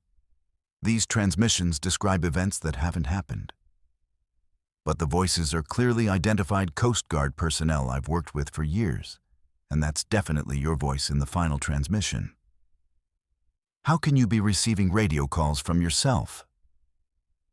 Captain Morrison contacted the Coast Guard station in Juneau directly, but they reported no knowledge of any transmissions to or from the Royal Princess, and confirmed that no emergency operations were underway in their area. For the next 6 hours, as the storm continued to rage around the Royal Princess, David received increasingly detailed transmissions describing disasters that seemed to exist in some parallel timeline, where the ship encountered every possible emergency simultaneously. He heard his own voice coordinating evacuations, describing technical failures, and requesting rescue operations for catastrophes that never occurred in his reality. The transmissions provided technical details that David had never learned, described emergency procedures he had never studied, and referenced equipment failures using terminology that didn't exist in any manual he had ever read. Most disturbing was that the version of himself speaking from the transmissions seemed to have knowledge of future events, warning about problems that would develop hours before they actually began to manifest on the real ship. At 6:23 a.m., David received a final transmission that ended his career. "David, this is you speaking from 6:30 a.m. In 7 minutes, you're going to suffer a complete nervous breakdown from the stress of receiving these impossible communications. You'll be found unconscious at your communication station by Captain Morrison, and you'll never work on a ship again. Thank you for listening to your future, and goodbye." 7 minutes later, at exactly 6:30 a.m., Captain Morrison found David unconscious at his communication station. He was hospitalized in Juneau with what doctors described as acute psychological exhaustion and was never able to return to maritime communication work. The investigation that followed involved Princess Cruises' technical division, the Federal Communications Commission, and communication specialists whose credentials David was never allowed to examine. All of the radio transmissions he claimed to have received were dismissed as hallucinations caused by stress and sleep deprivation during the storm. The technical investigators found no evidence of unusual radio activity, no recorded transmissions matching David's descriptions, and no system malfunctions that could explain his claims. The communication equipment was tested extensively and found to be operating within normal parameters throughout the night of the alleged incident. Princess Cruises offered David full medical disability benefits and early retirement with a comprehensive non-disclosure agreement. The terms prohibited him from discussing the September 18th incident with other maritime professionals, communication specialists, or federal authorities. David now works as a technical writer for a small electronics company in his hometown of Portland, Oregon. But he has never fully recovered from his experience aboard the Royal Princess. He suffers from chronic insomnia and has developed an irrational fear of radio equipment, often hearing phantom transmissions from devices that aren't even turned on.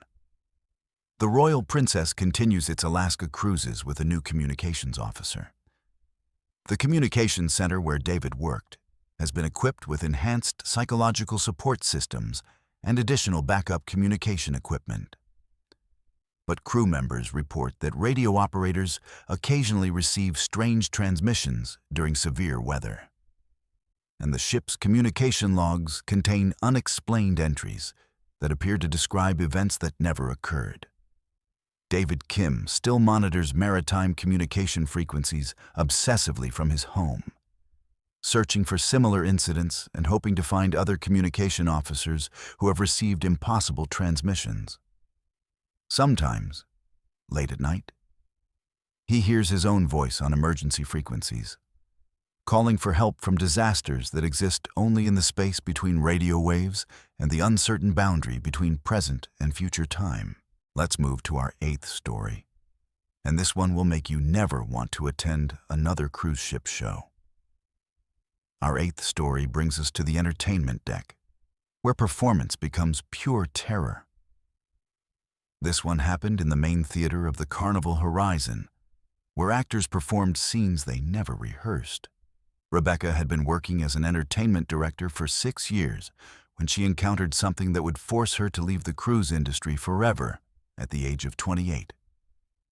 As the senior entertainment coordinator aboard Carnival Cruise Line's Carnival Horizon, Rebecca was responsible for producing and managing all theatrical performances, variety shows, and live entertainment during the ship's 7-day Southern Caribbean voyage from Miami. Her expertise in cruise ship entertainment had been developed through a degree in theater arts from New York University and years of experience managing complex productions on some of the industry's most demanding performance schedules. Rebecca was known throughout the Carnival fleet for her creativity, organizational skills, and ability to manage the diverse group of international performers who made up modern cruise ship entertainment teams. She spoke English, Spanish, and French fluently, allowing her to work effectively with singers, dancers, and technical crew members from around the world. Her colleagues respected her ability to handle the unique challenges of producing Broadway-quality shows in the confined spaces of a ship's theater while dealing with seasickness, technical limitations, and the constant turnover of cruise ship performers. The Carnival Horizon was one of Carnival's Vista-class ships, carrying 3,900 passengers and 1,400 crew members through the turquoise waters of the Southern Caribbean, visiting ports including Barbados, St. Lucia, St. Vincent and the Grenadines, Grenada, Trinidad and Tobago, and St. Kitts and Nevis, Lucia, and Aruba. Rebecca's main theater was located on decks 3 and 4, a sophisticated venue with 1,200 seats, professional lighting systems, and acoustic engineering designed to rival land-based theaters. The facility included full backstage areas, dressing rooms, and technical equipment capable of supporting elaborate musical productions and variety shows. But on the night of December 5th, 2019, during what should have been a routine performance of the ship's signature variety show Caribbean Dreams, Rebecca would encounter something that challenged everything she thought she knew about theatrical performance and the nature of artistic expression. It began at 8 p.m. when Rebecca took her position in the theater's lighting booth to coordinate the evening's entertainment for an audience of nearly 1,200 passengers. The show was one that Rebecca had produced dozens of times before. A 90-minute variety performance featuring the ship's resident singers, dancers, and specialty acts performing popular songs and dance numbers with a Caribbean theme. The cast included 8 performers from different countries who had been working together for 6 months and knew the show's choreography, music, and dialogue perfectly. The performance began normally with the opening number, Island Paradise, featuring all 8 performers in colorful Caribbean costumes, singing and dancing to a medley of calypso and reggae music. Rebecca watched from her technical booth as the audience enjoyed the familiar entertainment, and everything proceeded according to the detailed production schedule she had created. But at 8:23 p.m., 23 minutes into the show, something went wrong during the transition between the 3rd and 4th musical numbers. Instead of beginning the scheduled song, Tropical Sunrise, the performers suddenly launched into a dramatic scene that Rebecca had never seen before, performing dialogue and movements that weren't part of any show in her repertoire. The lead singer, Maria Rodriguez from Spain, began speaking in perfect English with an accent Rebecca had never heard her use. "Ladies and gentlemen, we're going to perform something special tonight. Something that happened right here in this very theater 3 years ago. The other performers arranged themselves on stage in positions that weren't part of any choreography Rebecca had ever created. Rebecca immediately tried to contact the performers through their wireless headset systems, but her communications weren't getting through. The performers seemed to be following some other director's instructions that Rebecca couldn't hear or intercept. She watched in growing confusion as her carefully trained cast began performing a scene that appeared to be completely improvised, yet perfectly coordinated. The performers began acting out what appeared to be a dramatic recreation of a maritime disaster. They portrayed passengers and crew members during what looked like a ship evacuation, using dialogue and staging that was far more sophisticated than anything in Rebecca's shows. The performance was compelling and professionally executed, but it depicted events that Rebecca was certain had never occurred on the Carnival horizon. Maria Rodriguez, still speaking in the unfamiliar accent, addressed the audience directly. On December 5, 2016, in this very theater, during a performance just like this one, 347 passengers lost their lives when the emergency evacuation system malfunctioned. We're going to show you exactly what happened, so you'll know what to expect when it happens again. Rebecca frantically checked her production notes and the ship's historical records. December 5, 2016 was exactly 3 years earlier. But according to all documentation, the Carnival Horizon had been launched in 2018. The ship hadn't even existed in 2016, making the performers' claims about a previous disaster impossible. Yet they continued their unauthorized performance with disturbing accuracy and professionalism. The 8 performers began depicting an emergency evacuation scenario with technical knowledge that exceeded anything Rebecca had taught them. They demonstrated safety procedures, described escape routes, and acted out passenger reactions with the expertise of trained maritime safety specialists. The audience watched with growing alarm as the performance became increasingly realistic and frightening. At 8:47 p.m., the performers began portraying the deaths of passengers trapped in the theater during an emergency. The staging was sophisticated and emotionally powerful, but it depicted safety failures and evacuation breakdowns that Rebecca knew were impossible given the ship's actual safety systems. Yet the performers demonstrated detailed knowledge of the theater's construction, emergency exits, and safety equipment that they shouldn't have possessed. Rebecca tried to stop the performance by cutting power to the stage lighting and sound systems. But the performers continued without missing a beat, as if they were being lit and amplified by equipment that Rebecca couldn't control. The audience remained seated, apparently unable or unwilling to leave the theater, despite the increasingly disturbing content of the unauthorized show. The most terrifying moment came when the performers began calling individual audience members by name, describing their cabin numbers, dining preferences, and personal information that the entertainment staff would never have access to. They portrayed the deaths of specific passengers who were sitting in the audience, acting out their final moments with disturbing accuracy and emotional intensity. Mrs. Jennifer Collins from Cabin 6247, Maria Rodriguez called out, pointing directly at a woman in the 3rd row. You'll try to reach the port side emergency exit, but the corridor will be blocked by debris from the structural collapse. You'll spend your final 7 minutes trapped between decks 3 and 4, calling for your husband Robert, who will already be unconscious in the main lobby. Rebecca watched in horror as Mrs. Collins appeared to recognize herself in the performance, her face showing terror and recognition of details that should have been impossible for the performers to know. The woman tried to leave her seat, but seemed unable to move, as if some force was compelling her to remain and watch her own predicted demise. For the next 43 minutes, the performers continued their unauthorized show, depicting in graphic detail the deaths of passengers throughout the theater. They described structural failures, safety system malfunctions, and evacuation breakdowns with technical accuracy that would have required years of maritime engineering training to understand.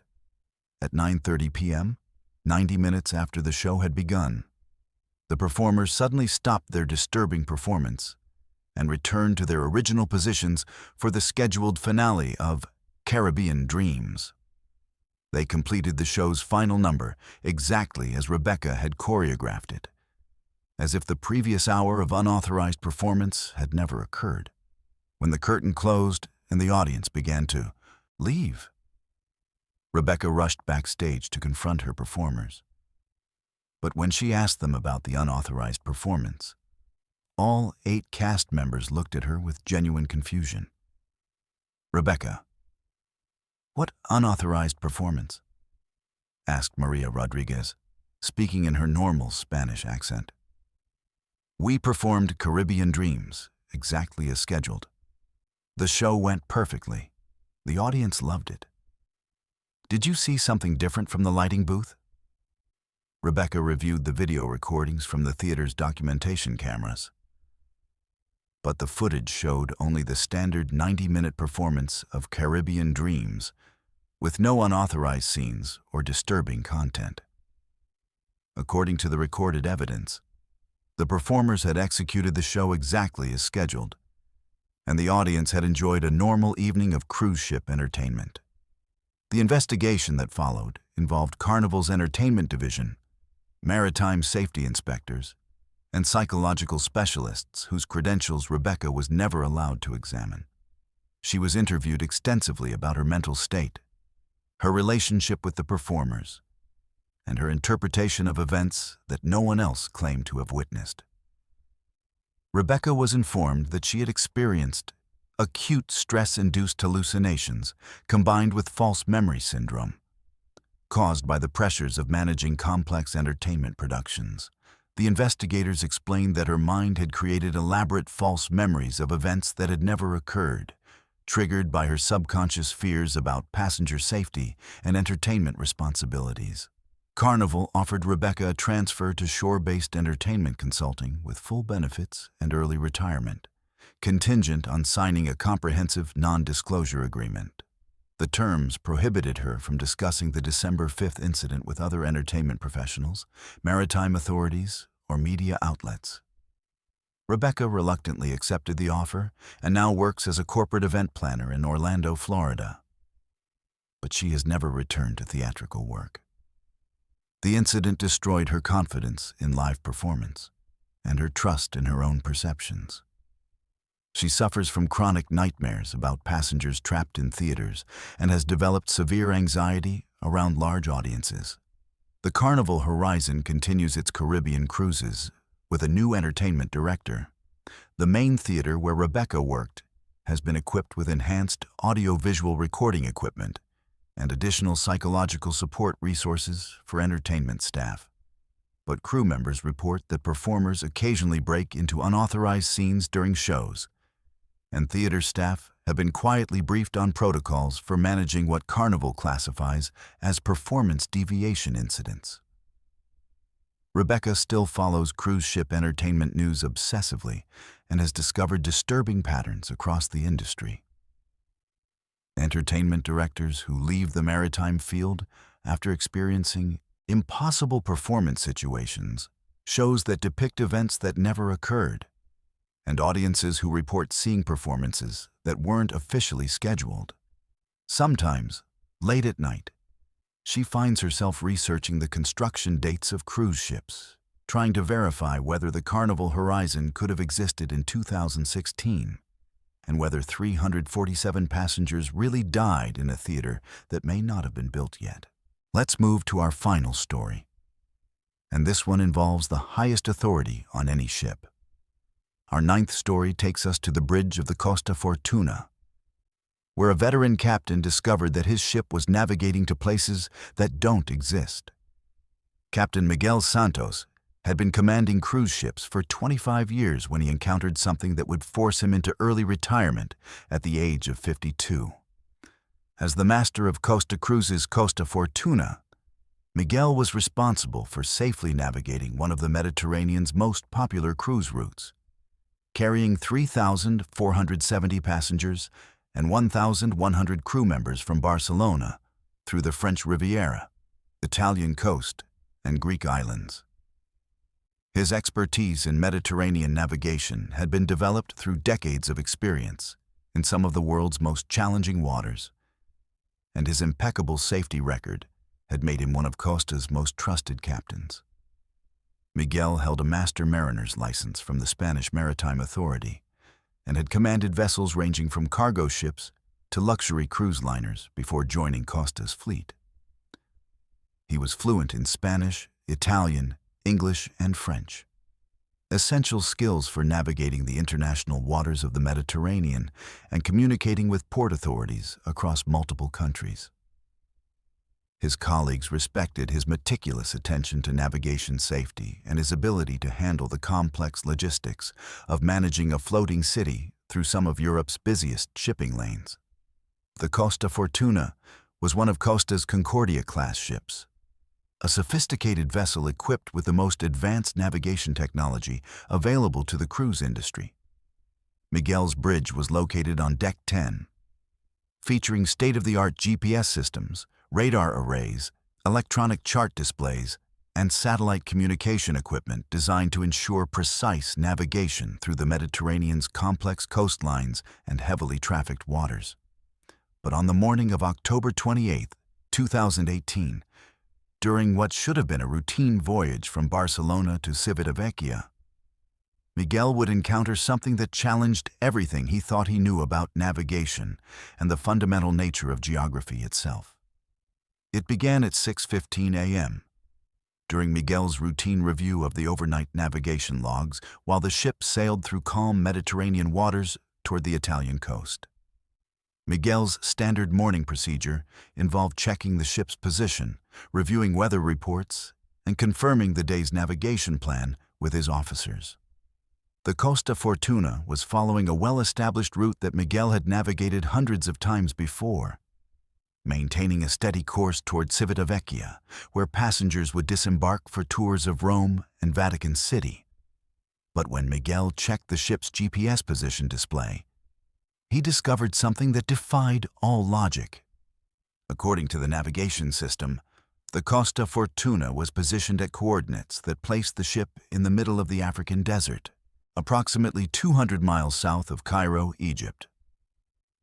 The GPS readings showed latitude and longitude numbers that would put the vessel on dry land, thousands of miles from any body of water. Navigation Officer Rodriguez, check our GPS systems immediately. Miguel instructed his senior navigation officer. I'm showing impossible position readings that place us in the Egyptian desert. Officer Rodriguez immediately began diagnostic procedures on all navigation equipment, while Miguel cross-referenced their position with radar, compass, and visual landmarks. But the diagnostic results were even more disturbing than the original GPS malfunction. Every navigation system on the bridge was showing different impossible locations for the Costa Fortuna. The radar system indicated they were positioned in the Swiss Alps. The magnetic compass pointed to coordinates in the middle of the Sahara Desert, and the satellite navigation backup system showed the ship located in downtown Paris, France. Captain, this is impossible, Officer Rodriguez reported with obvious confusion. All our navigation systems are functioning normally according to their self-diagnostic routines, but they're showing completely different positions that are all geographically impossible for a cruise ship. Yet when I look out the bridge windows, I can clearly see the Mediterranean coastline where it should be. Miguel stepped outside onto the bridge wing and confirmed that the ship was indeed sailing through normal Mediterranean waters. He could see the familiar coastline of southern France to the north, the distinctive landmarks he had used for navigation reference for decades. The sea conditions were normal, the weather was clear, and everything appeared exactly as it should during a routine morning passage toward Italy. But when Miguel returned to the navigation station, the situation had become even more impossible. The electronic chart display was now showing a detailed map of terrain that didn't exist on Earth. Underwater mountain ranges, island chains that appeared on no known charts, and coastal features that defied the established geography of the Mediterranean Sea. "Captain, look at this," Officer Rodriguez called urgently. The chart system is displaying navigation routes to ports that don't exist. It's showing detailed harbor information, pilot station coordinates, and port authority contact numbers for places called New Atlantica, Deep Harbor Station, and Submerged Port Valencia. These locations have complete maritime information in our database, but they're not on any official charts. Miguel examined the impossible chart displays with growing alarm.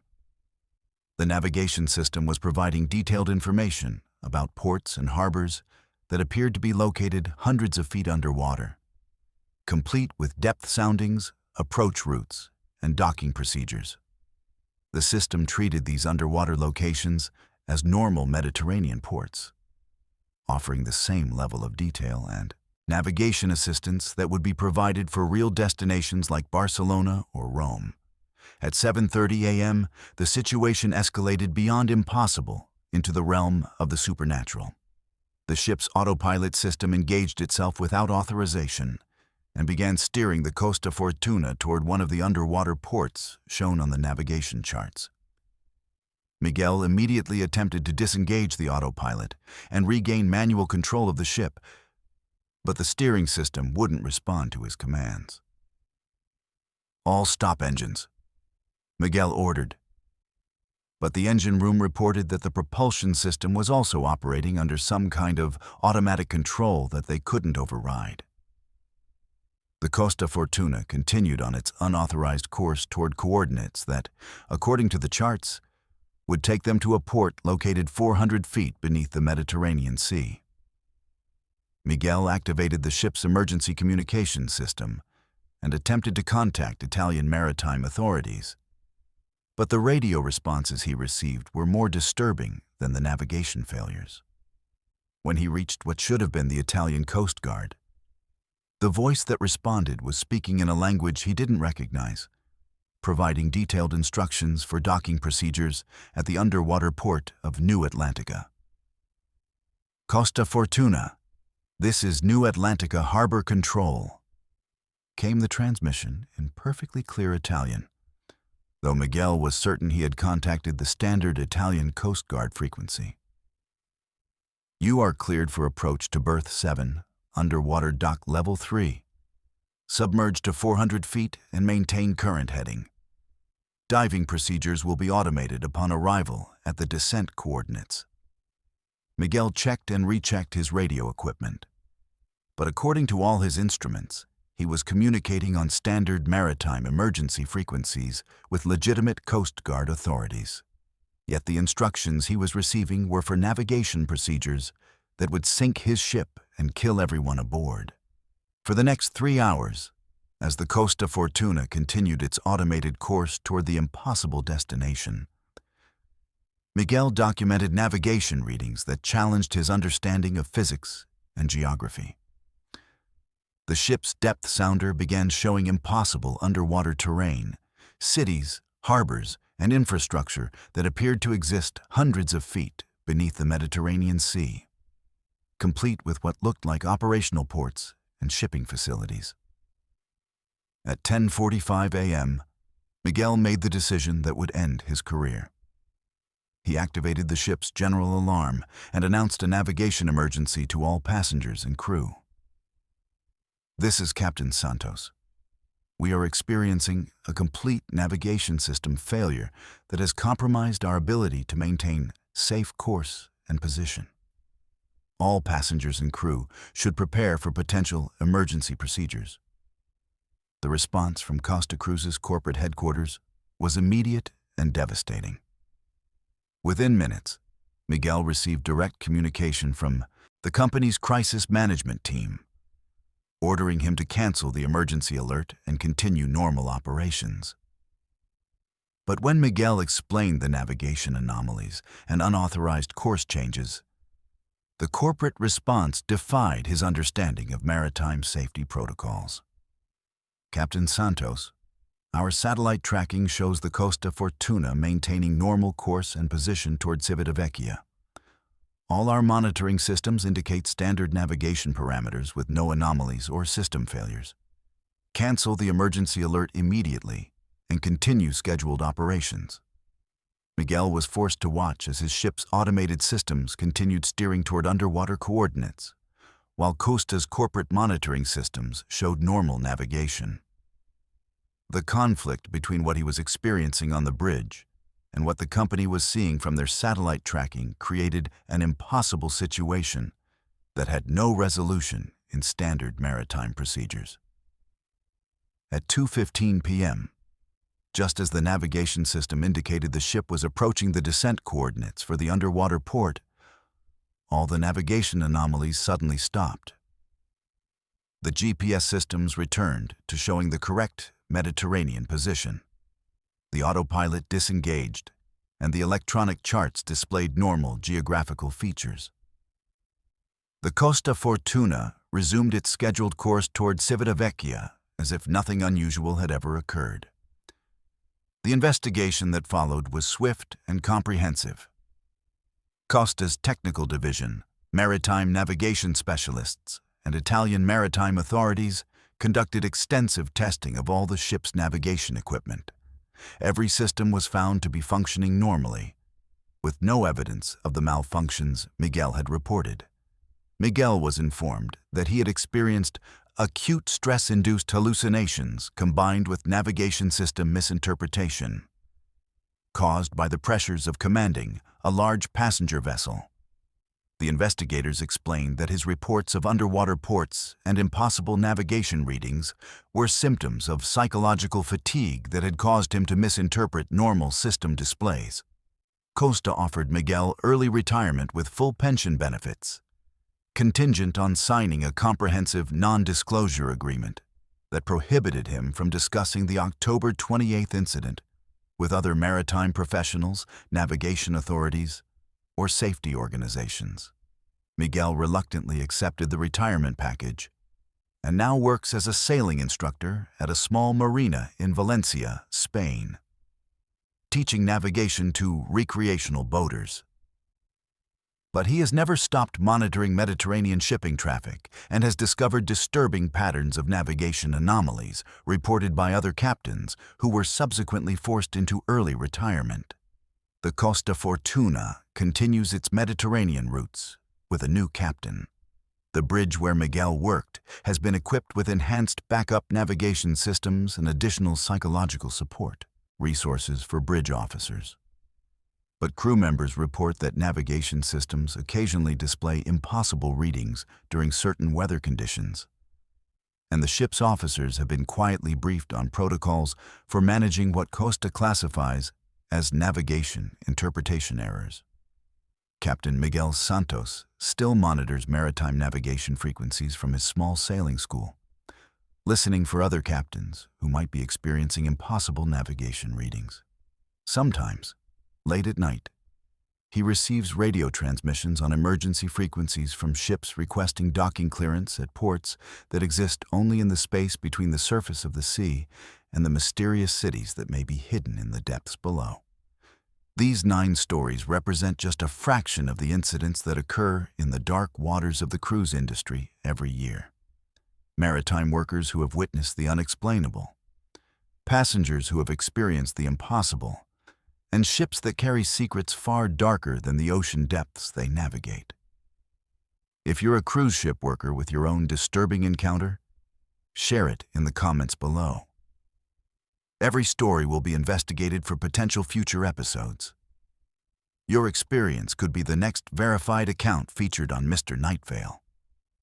Don't forget to hit that subscribe button and ring the notification bell. Mr. Nightveil uploads spine-chilling verified maritime horror stories every week. If these accounts sent chills down your spine, smash that like button and share this video with anyone brave enough to hear the truth about what really happens on cruise ships. Thank you for joining me on this voyage into the unknown. Until next time, remember, the ocean keeps its secrets, but Mr. Nightveil reveals them all. Stay vigilant and never trust the calm waters. This has been Mr. Nightveil. Sleep well if you can.